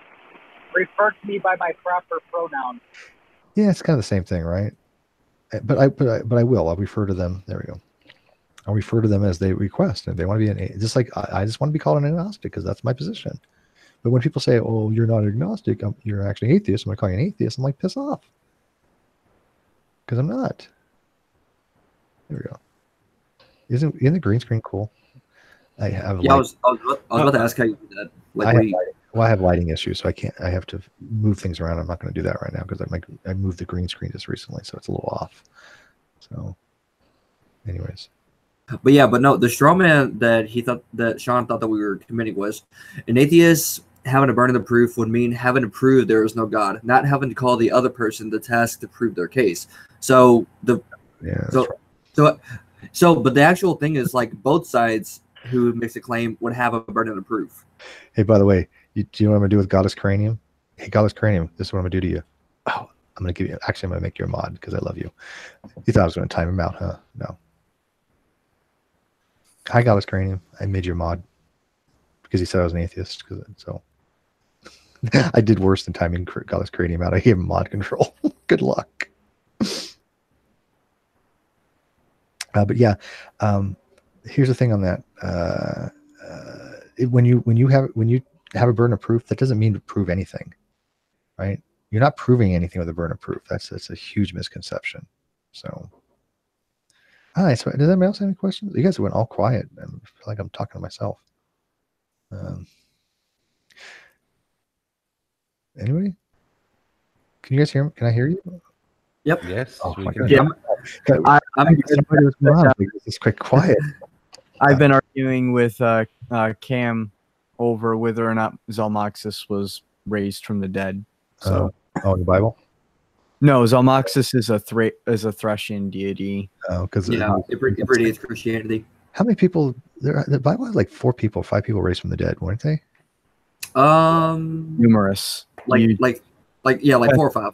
Oh well, except for the people Depends that on walk. what testament you're in. Yeah, because I guess one place that says that the graves opened up and people walk, which is in. Oh yeah, well, Yeah, that's 500. Yeah. Okay. So, Godless Cranium, you got any objections to this argument? Actually, you probably didn't hear the argument from the beginning, so that's not fair to ask you. I really want to know if anybody has any more objections because I think we've made it through. So do you guys agree that according to this argument, and I know Barney articulates it much better than I do as far as succinctly, but he's right. It doesn't matter whether you're a lack belief atheist or a strong atheist. Both of them have a burden of proof. It's just a different type of burden of proof in a nutshell. One's more evidential. I would agree. The other is a I would psychological. agree. One's more epistemic and the other is more evidential. If you're asserting it to somebody, they're both epistemic. You still have an epistemic burden either way, I think, but you only have a real evidential one. If you're asserting there are no gods, then you need to say, well, here are my reasons for evidence, right? Barney's already, Godless says, he says, Barney's always wrong. Yeah. Well, from a certain perspective, Barney is always wrong. Damn it, I might be right in saying that statement, but I'm always wrong. Fuck paradox. It would actually be great if he actually was, because what I use as a metric, like G-Man is always wrong, right? So if I want to know something's right, I just listen to G-Man, and whatever he says, the opposite must be true, right? Always. So if you have something that's always wrong, that means that's a very bad epistemic method. It works. What if he accidentally says something which is correct? Okay, we're talking about G-Man here. This is like a real hypothetical, right?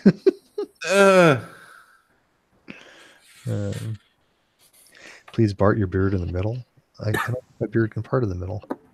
This is the longest my beard can ever get, I think. I've been growing it for a while just as it gets longer because it breaks, but there we go. How's that? You know, if you keep brushing it, it'll grow longer. That's bullshit. Nope, it's true. I don't know. What happens is it just gets long and falls out. So I just try not to do much with it besides I condition it. But this is how it used to be. Okay. Anyways, no questions on this. Cool. So I'm kind of happy. Let people know now that atheists have a burden of proof, just like any other position, agnostic or whatever. Stop trying to avoid having a burden of proof. It just makes you look irrational, and it's not hard to discharge. Own it, and be done with it. So if a theist says, "Well, and this is a helping lack belief atheist," even though I disagree with the position.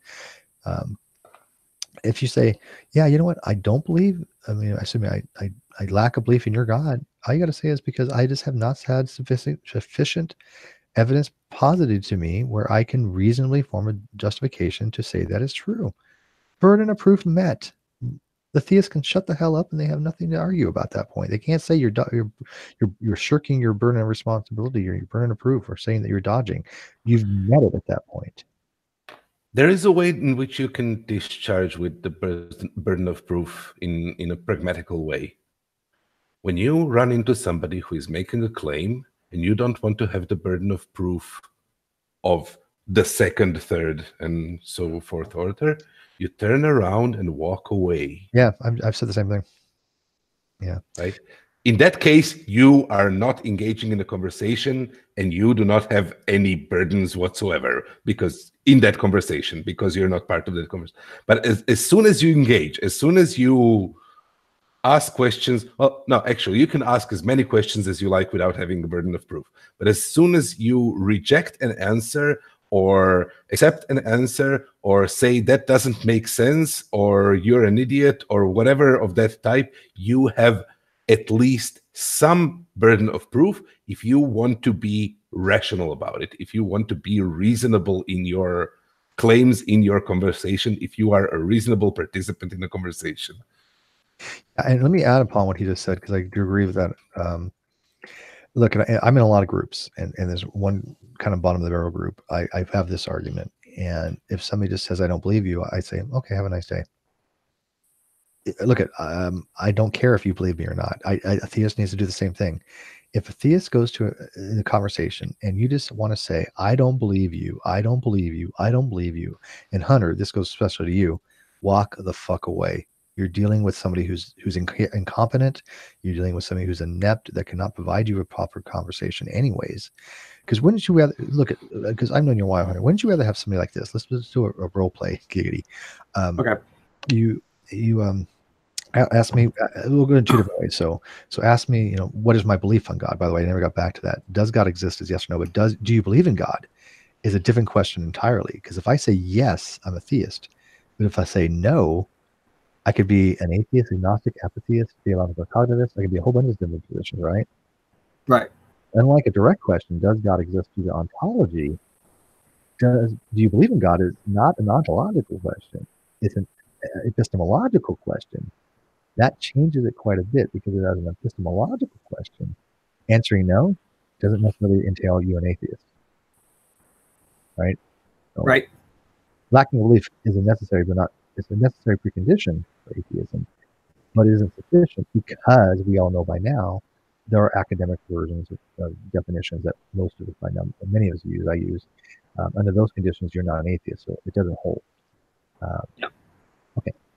So, ask me if I believe in God. Okay. Do you believe in God? No. Why? That's actually true. I don't have sufficiency to actually warrant having a justificatory condition to believe that the statement God exists to be true. That's fine, right? Okay. At that point, we kind of had a meeting of the minds. But now, ask me, does God exist? Does God exist? And if I say yes, I'm a theist, right? Mm-hmm. But if I say no, I'm now a strong atheist. And at that point, you can ask me for my burden of justification, right? And I'm like, okay. Because I could say, how do you know that? Well, not how, but listen, if I had to say I don't believe you, you're just going to be like, so what? But if I say no, I believe that there are no gods. Here are my reasons. Want to hear them? Let's talk about the reasons. Now we have a conversation, right? So what's more productive to a theist? If you want a theist, you want to change the mind of a theist. What's more productive? And this is where I totally disagree with the ACA and members of the ACA on this, because I think that they're shooting themselves in the foot. What's more reasonable to you, Hunter, to have an engagement as a theist? Me saying, I don't believe you, because you're just like, well, who the fuck cares? Or if I say, I believe there are no gods, and let me tell you why. And yeah, definitely the second. It's that for second, right? Now, because we can actually engage in a conversation and actually pretty much get to the bottom of it. Now, I'm not saying you have to be a strong atheist. That's not my argument. I'm just saying that weak atheists, to me, bring nothing to the table. Or at least not much, because, I get spent a lot of time talking about agnosticism, but I think weak atheists are, all they're doing is just saying, I don't believe you, I don't believe you, I don't believe you, I don't believe you. Who the fuck wants to have that kind of conversation? You're not going to, if you can't even either Jefferson or Beach Spot blog kind of presented presented it beautifully. Like, no, I'm not convincing anybody of anything. He is trying to convince me that there is a God, and I'm just rejecting his claim until he provides evidence.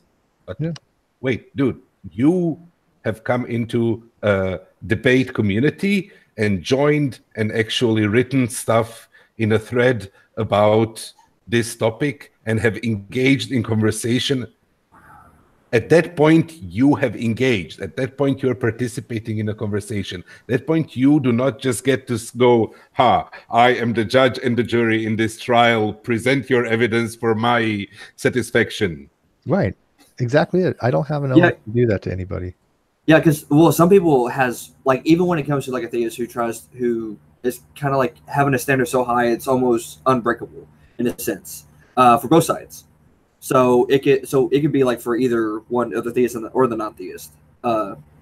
Given that, like, you know, oh, I don't believe you kind of thing, it can go for both. Yes, I do. Do what? Nah, Godless Cranium is answering my charade with yes, I do, Barney. He does get to go into a hangout and go, I'm the judge and the jury. Yeah, you can, but then you're not an atheist, then you're a dick. Oh my gosh. He said it, not me. Saying as an atheist. Okay, sorry, people don't realize how many messages I get throughout the day. It's just yeah, not gonna hear it. It's just I'm not even exaggerating. One thing that was said at the beginning and that was said clearly in the thread and that needs to be said here. The burden of justification is trivial. Yeah, because the whole argument me as well. The whole argument is like, you do not get to say, I have no burden of proof, and cross your hands and say, I don't believe you, I don't believe you, I don't believe you, and therefore you have won an argument somehow. No. You dispense with the burden of justification by saying why you don't believe him, right? When I say I have legs and you say you don't believe me, you can say because I have not seen your legs. Yeah, exactly. Right? And then I have to. And that's fine. That's perfect. That's the justification. You have a reason for your disbelief, so your disbelief is reasonable. But saying I say I have legs, and you say I don't believe you, and I say why, and you say I don't have to prove anything. That's a non sequitur. That doesn't make any sense.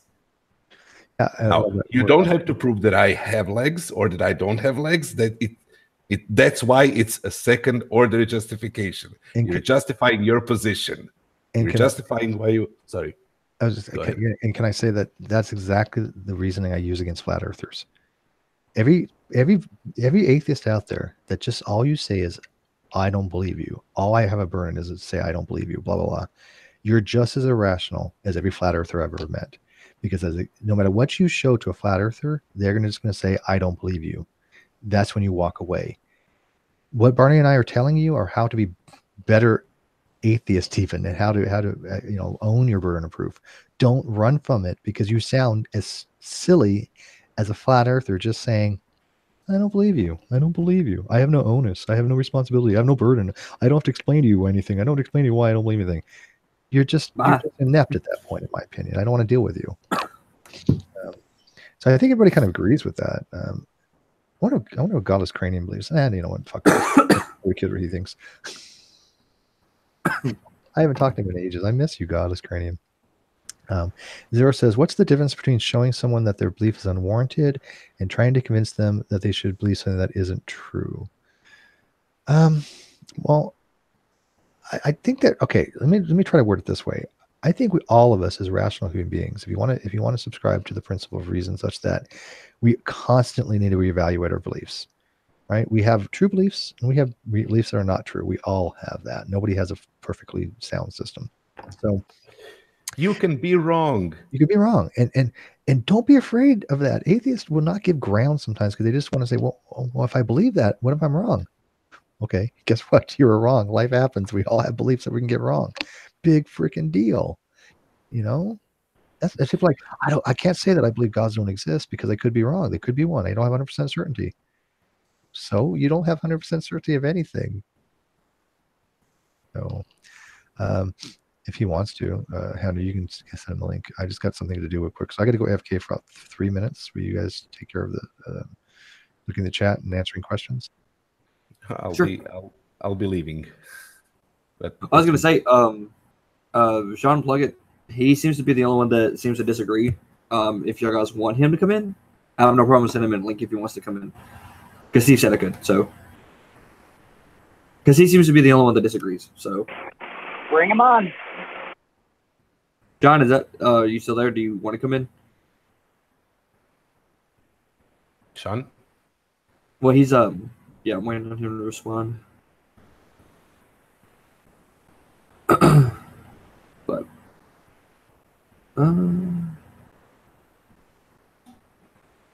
yeah, I'm not getting a response right now, so I don't know.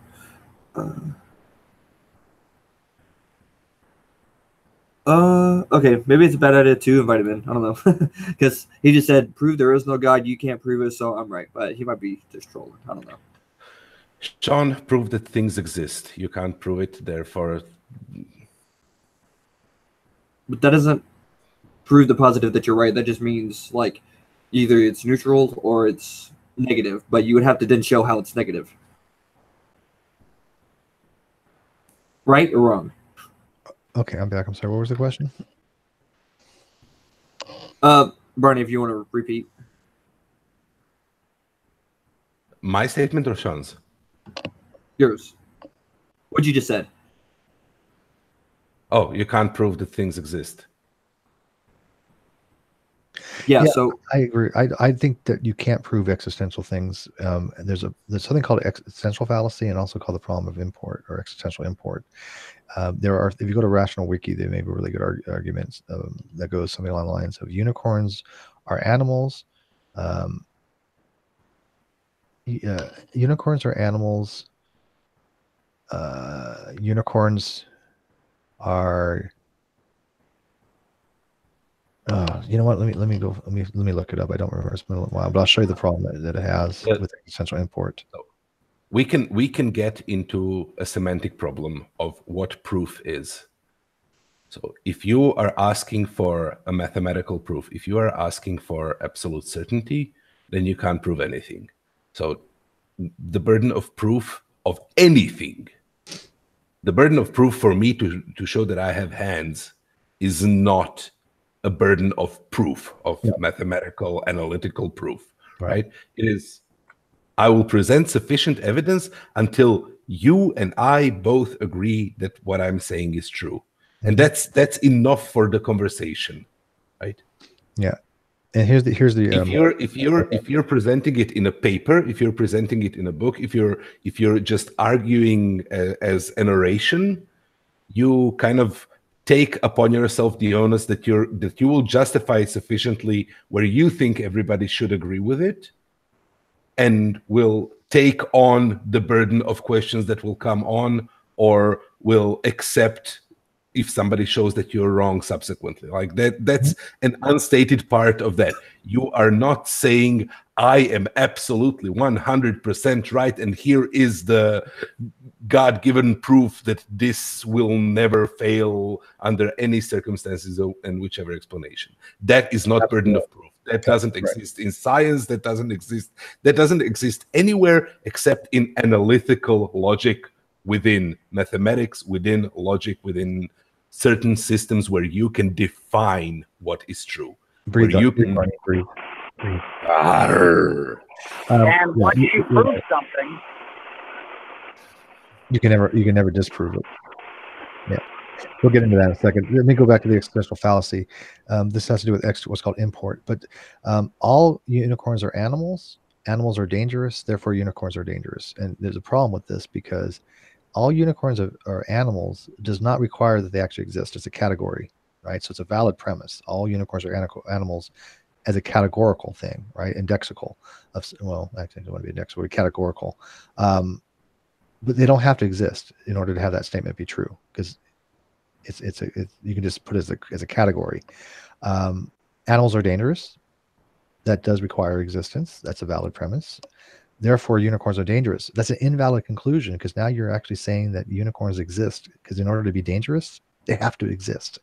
So your conclusion does not follow from the premise because of what's called an existential fallacy. So you got to be real careful when you're using trying to prove things when it comes to existential things that exist or not.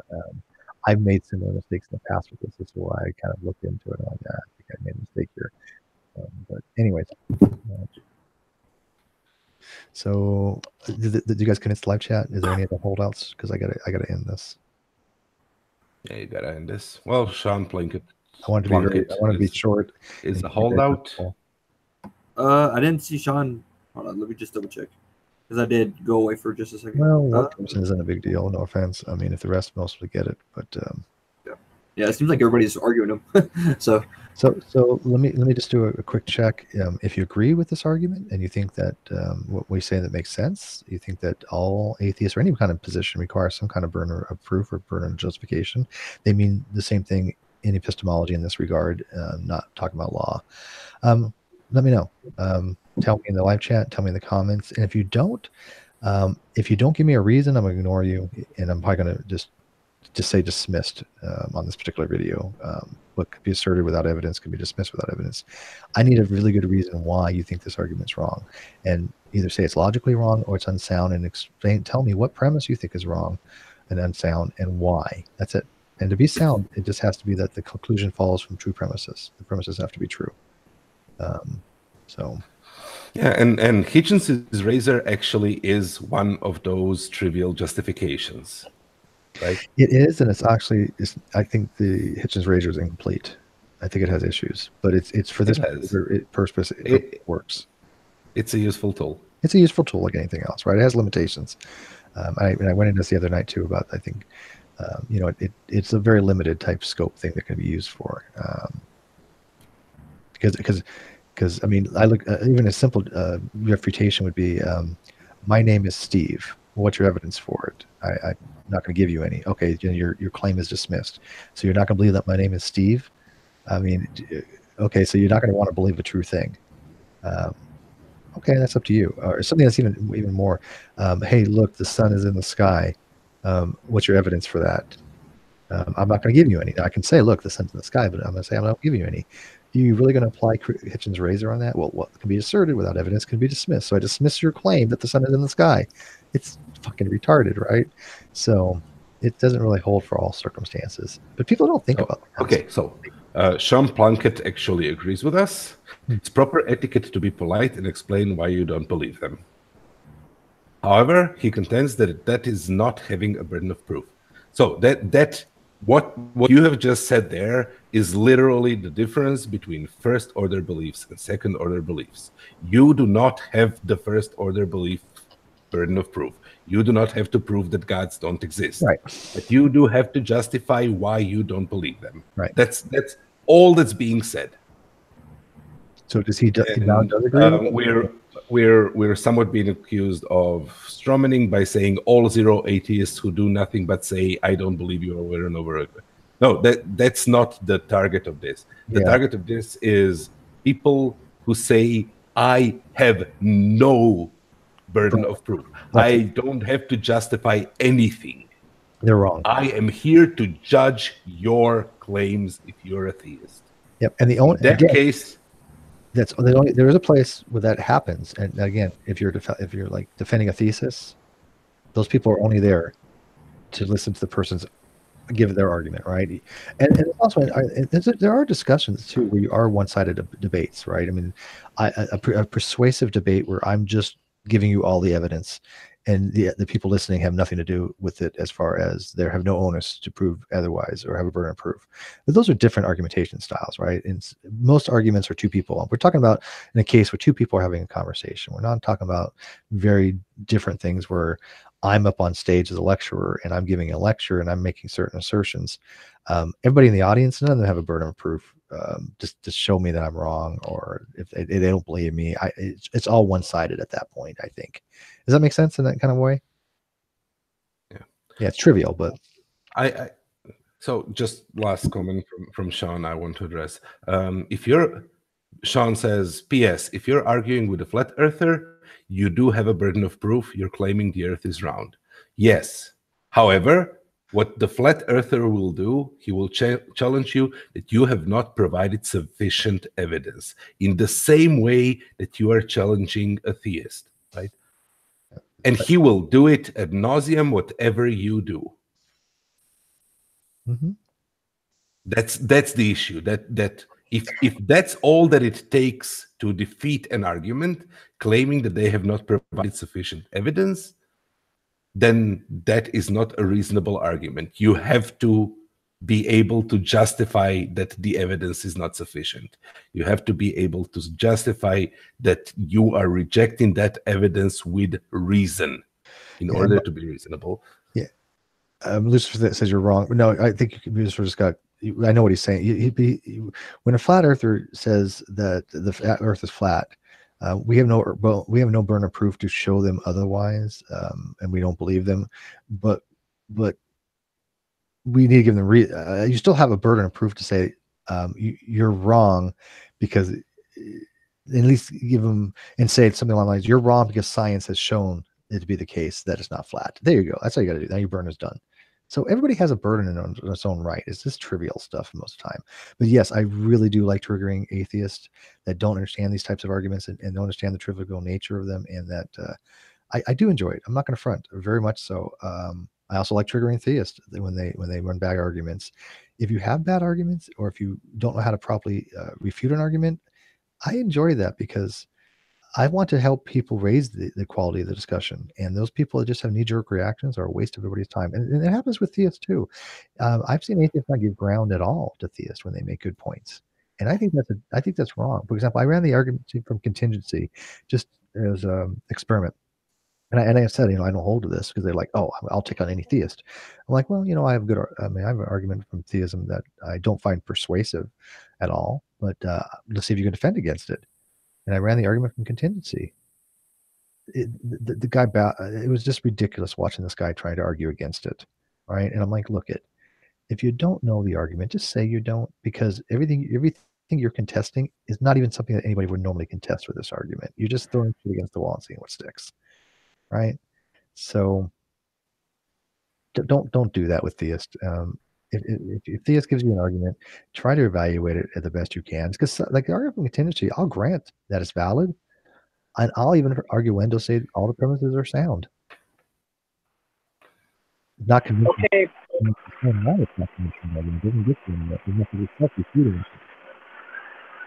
That's Steve. What about the assertion from a theist that they had revealed truth? Oh. I mean, where do you go from there? I think that, well, you've seen me go after presuppositionalists, so I think that's horseshit. Yeah, I don't.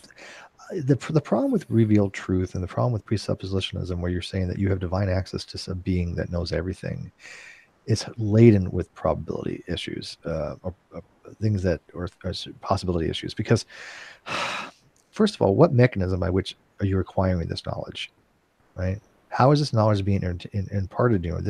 You don't have intrinsic knowledge. Okay, you can gain things a posteriori through observations and senses, or you can have some kind of innate knowledge a priori, where it's not through senses, but all that means is that I could derive an answer without having to use my senses. I know 1 + 1 = 2 a priori. Yes, I can take one apple and another apple and stick them next to each other and go, oh, look, 2 apples. And validate it a posteriori, but I don't need to. I can just know 1 + 1 = 2 a priori without sensory perception. And I don't know what it would mean to know something instilled in you as knowledge, right? What would that even mean? I mean, maybe instinct. I don't know. Is instinct knowledge though? Yeah, instinct, but we don't know certain things. I mean, I know how to breathe, but is that an actual knowledge? No, because I define knowledge in the terms of propositions, right? To have knowledge, proposition has to be true, S has to believe P, and to be justified to believe P, or some other method you want to use. So we're talking about different types of knowledge. We're not talking about informational or transitive knowledge, which means knowledge you can write down in a book or something, right?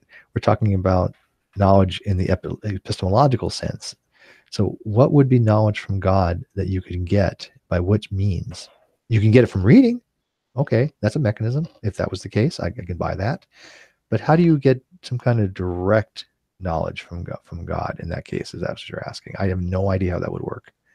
Do you guys? I mean, we have a theist in the room. How would that work? there's many different means as to which that can come. It can come through a naturalistic way, of course. Well, how else would it come by? You're a natural person. Now you have to bridge the gap between the supernatural and the natural there, right? If God is a supernatural being and you're a natural being, how do you bridge the gap? He would have from a theist perspective, he would actually have to bridge that gap. We couldn't do it ourselves. So he would actually have to break it into a naturalistic world. But how does he do that?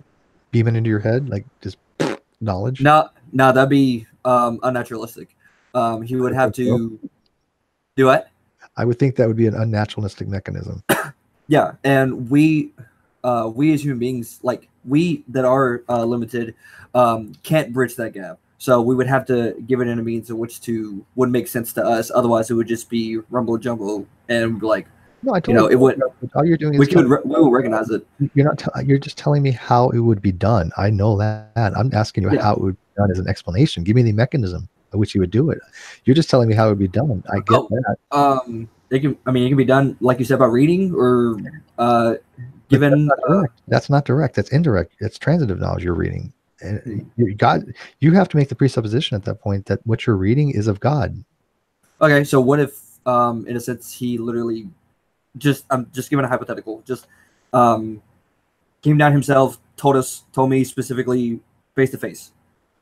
I would I mean, I would say that's fine because it would be just like anybody else, how you acquire knowledge that way. But how are the people that positing direct revelation from God positing that? Is that they're saying that that God is standing in front of them in their room having a conversation with them?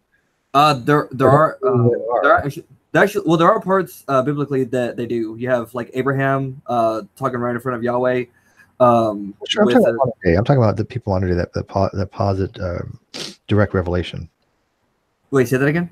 I'm talking about the people that posit today direct revelation. Yeah, I don't know. I've always been skeptical of anybody who actually says that today, just because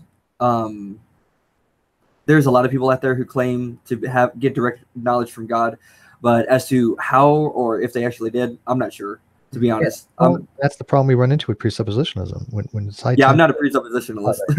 I know. When Satan says, "Well, I don't know everything, but I know somebody who does, and that's God, and He can tell me." Okay, Sai, how does He tell you? Someone says like DD. Yeah, really. She says like Darn's deity. Exactly. He doesn't like these questions. I never really understood presuppositionalism. Like I never could cope with it. Like, I guess you would have to like start with like, actually, I don't even want to strawman it because I feel like I would if I started talking on it. So I'm not even going to go there. Well, by the way, we're arranging a event of the year with a pre-supper with Sai. So hopefully they'll pan out. Against who? I'm not going to say yet because I want to make sure it happens. Okay, well, you got to at least tell me after. I can tell you because it's public, because it's on Twitter. We're trying to arrange Sai-10 Bernicate, who's I've gotten pretty friendly with S.J. Thomason. S.J. Thomason, who's that? Christian apologist. That's her name. That's her blog. Oh, okay, yeah. I was for a second. I was thinking that. Was thinking that, but that would break the internet.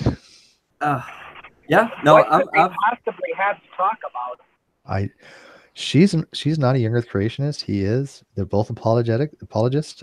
He's a presuppositionist. She's not. It's going to be glorious if we can make this happen. Oh boy, it'll be the greatest dumpster fire. Is she married? Yes. Yeah. Ocean's in too. It would just because here's the thing. You can say what you want about Sai. 90% of what he says is not FUBAR.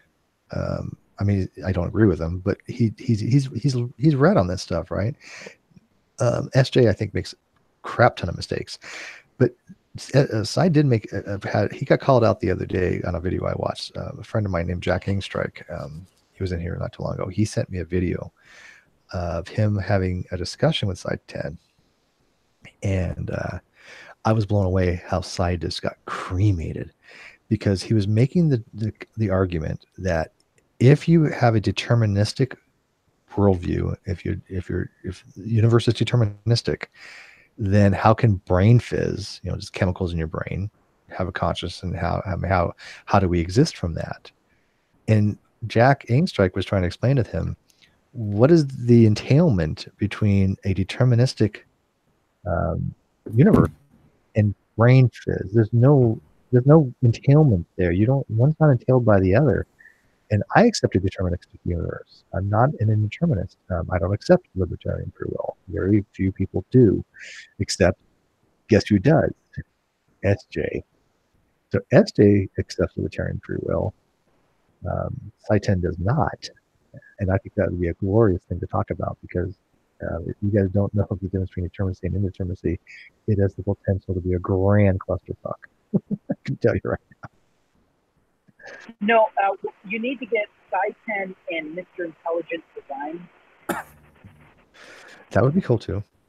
I'll put the video on the Great Debate Community later on. I got something to do tonight, but by tomorrow it'll be up. So if you're in the Great Debate Community, excuse me, not that one.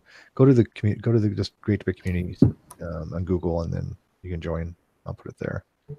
Which, by the way, is probably going away, as we all know, in 10 months. Who is? The communities are going away. Oh, in Google Plus. Yeah, which is, I mean, it is what it is. I mean, the GDC is not going to die. It's a concept now. It's not so much the G Plus group. It's grown since then. It's a concept. I think I've branded it as a concept. We are going to be on MeWe. We're still on Facebook.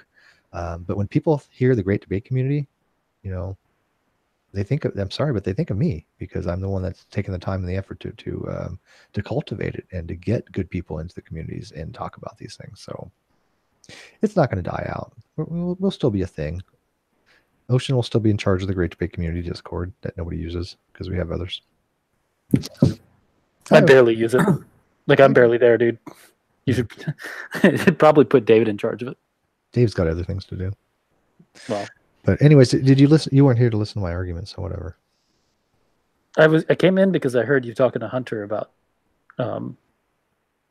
something related to naturalism. I didn't catch all of it, but it was like, fuck it, I'll come in. It's always about me. That's the only reason. It's funny. Me and Hunter get along. Yeah, we get along with Hunter. Oh yeah, we shared a milkshake together. We did. Oh, it was the same cup. Now you're just getting. We were. No, that's not true. That part's not true. We got very close with those two straws. Oh my gosh! Now you're just being weird. Yeah. No, we actually met up at Steak and Shake one time. We had just talking, chat, and everything. We had milkshakes. It was pretty cool. Well, yeah. Who spends more time man grooming? In fairness, we did just have two separate milkshakes. I want to know how. Look at me. I'm compared to you. I'm so ungroomed tonight. I didn't even shave. Well, usually, like, when I have the non sequitur show, I'll shit, shower, and shave before the show, kind of shit. Today, I didn't do a goddamn thing. Who are you comparing yourself to right now? You and Ocean. You guys like? I want to know who spends more time, man grooming, because you guys are like meticulous. Actually, I'm getting a little.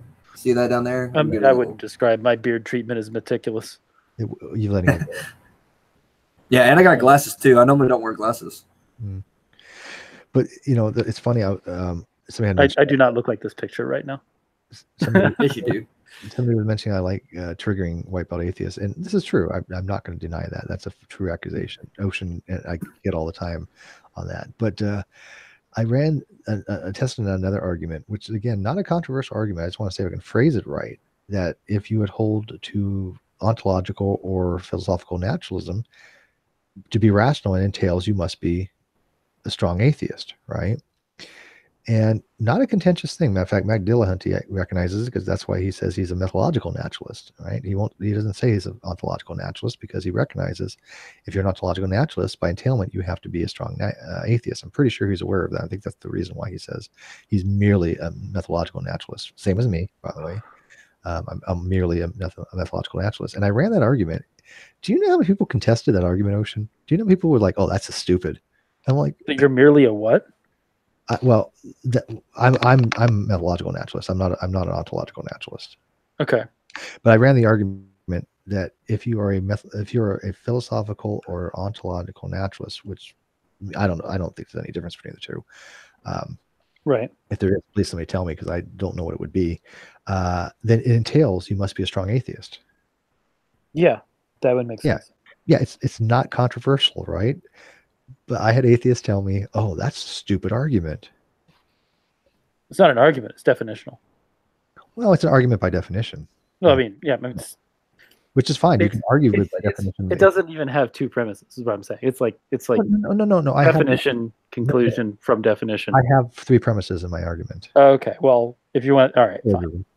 I'll give that to you for now. But it does seem to be it's just like it's definitionally the case. Right. If you're arguing that it's not the case, then you're just trying to say that the word has a different definition, or that the idea of philosophical and methodological natural or ontological naturalism it just has a different definition, which for something as specific as ontological or philosophical naturalism, you would just be wrong in putting forward a different definition. You would be disagreeing with everybody else who uses those words. Yeah, I agree with you. But Zero brings up, Zero's running the G-Man argument. Oh, what about a natural God?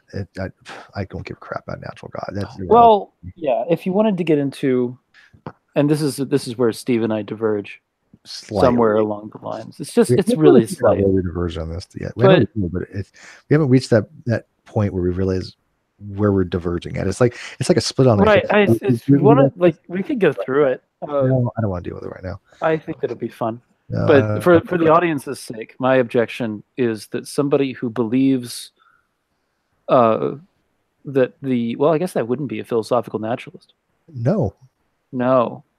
About the Roman emperor being a god, that implies at least something like a Platonic sense of Rome. So maybe it's not an ontological naturalist.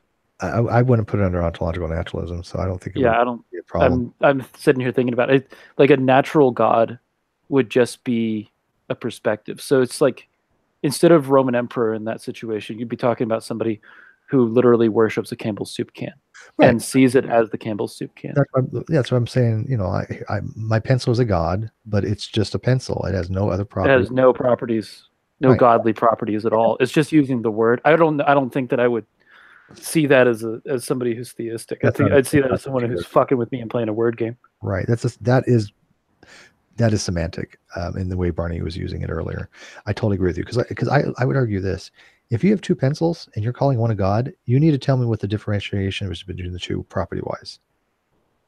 What distinguishes them between the 2? I mean, you can also get in the law of indiscernibilities. If 2 things have the exact same properties, they're the same object. If they're indiscernible from each other, so you're saying that if you have 2 objects existing in the exact same time, space, everything's exactly the same, but one's a god and one's not a god, they're indistinguishable from each other by the law of identicals. So, Christy wants to give my hair. Oh, Christy, I'll let you play with my hair and do what you want with it. Seriously, I need a makeover. I don't want to cut. I had a deep conditioner. And I had it straightened a couple months ago. Loved it. Came out fantastic. She chopped maybe I don't know, 1/8 of an inch. That was it. And perfect. I wanted it dusted though, but yeah, I need a trim. When are you gonna come over, Christy? Come on, head over. Do my hair. I'd say that we're gonna have girl talk.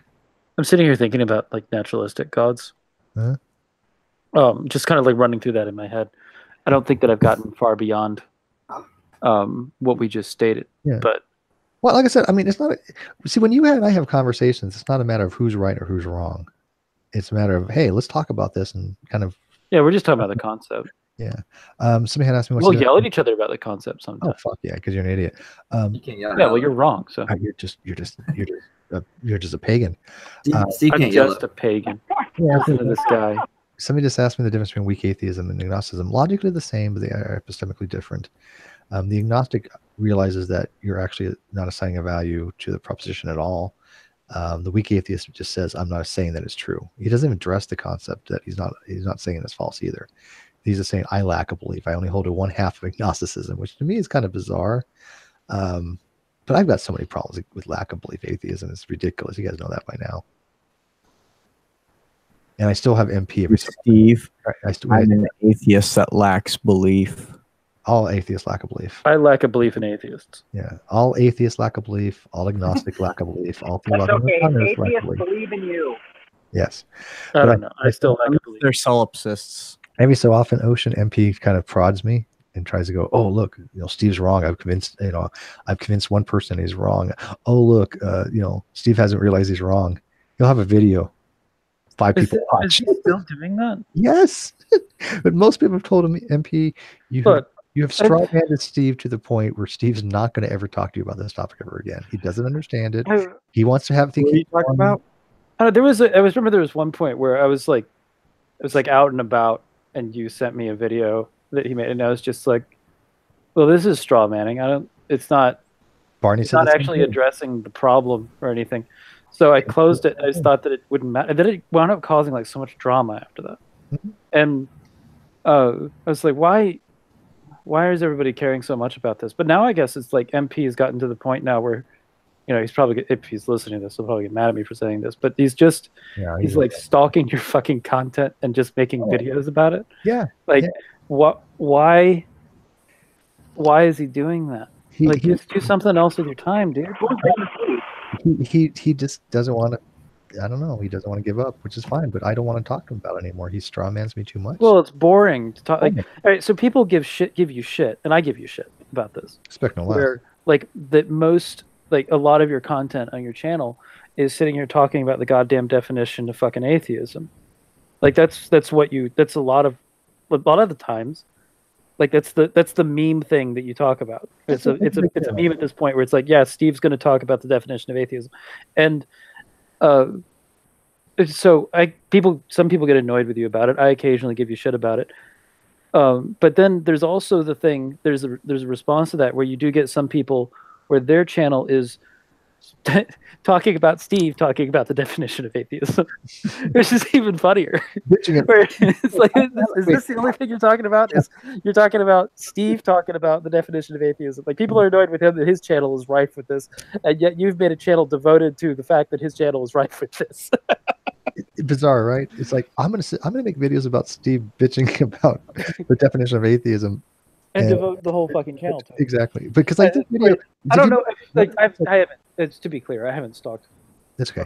To this video his channel and seeing what else he makes fucking videos about. But it does seem like every time someone sends me an MP video, and it's not just Steve that sends me this, every once in a while I get somebody that's like, "Oh, look, MP's at it again," and it's another video about Steve. Does he have other? I don't know.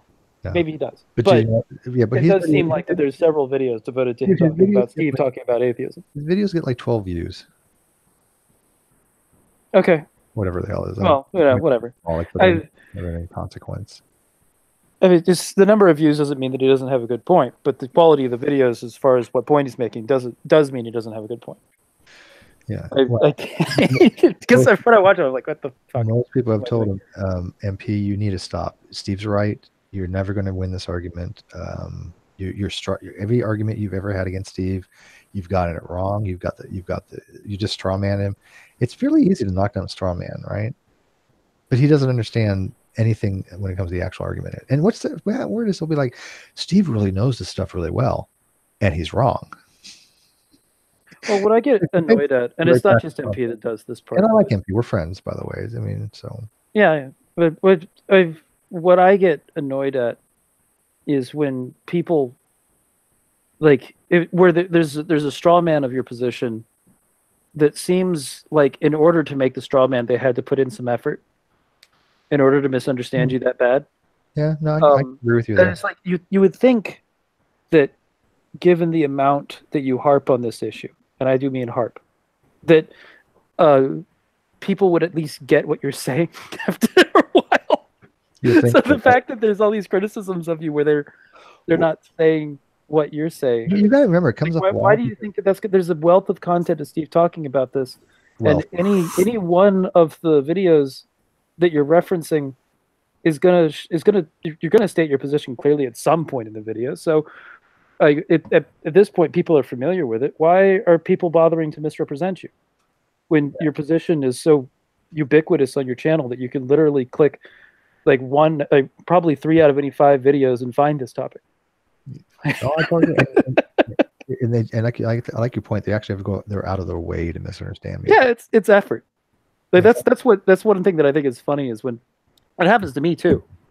When you get somebody who's misrepresenting a point that I've made, but it's like where there's obvious effort that was put into creating a new position.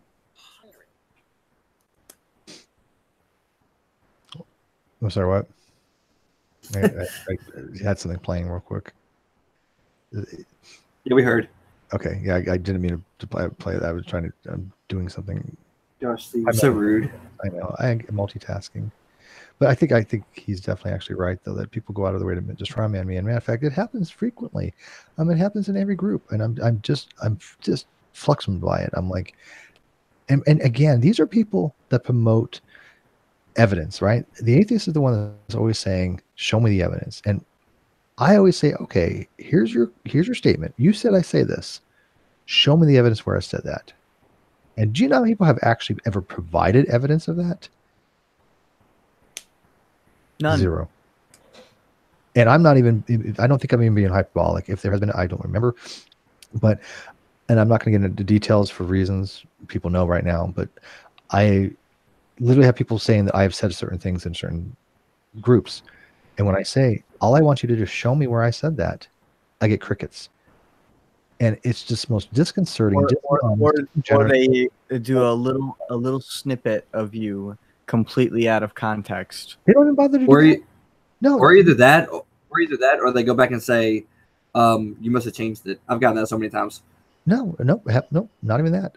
I have never had. I've never had the common goddamn courtesy for somebody to take my shit and cut it all up and move it all around and Frankenstein shit. At least I would respect that. I'm like, you went out of your way to really try to fuck me over. Cool, But they don't even bother to do that.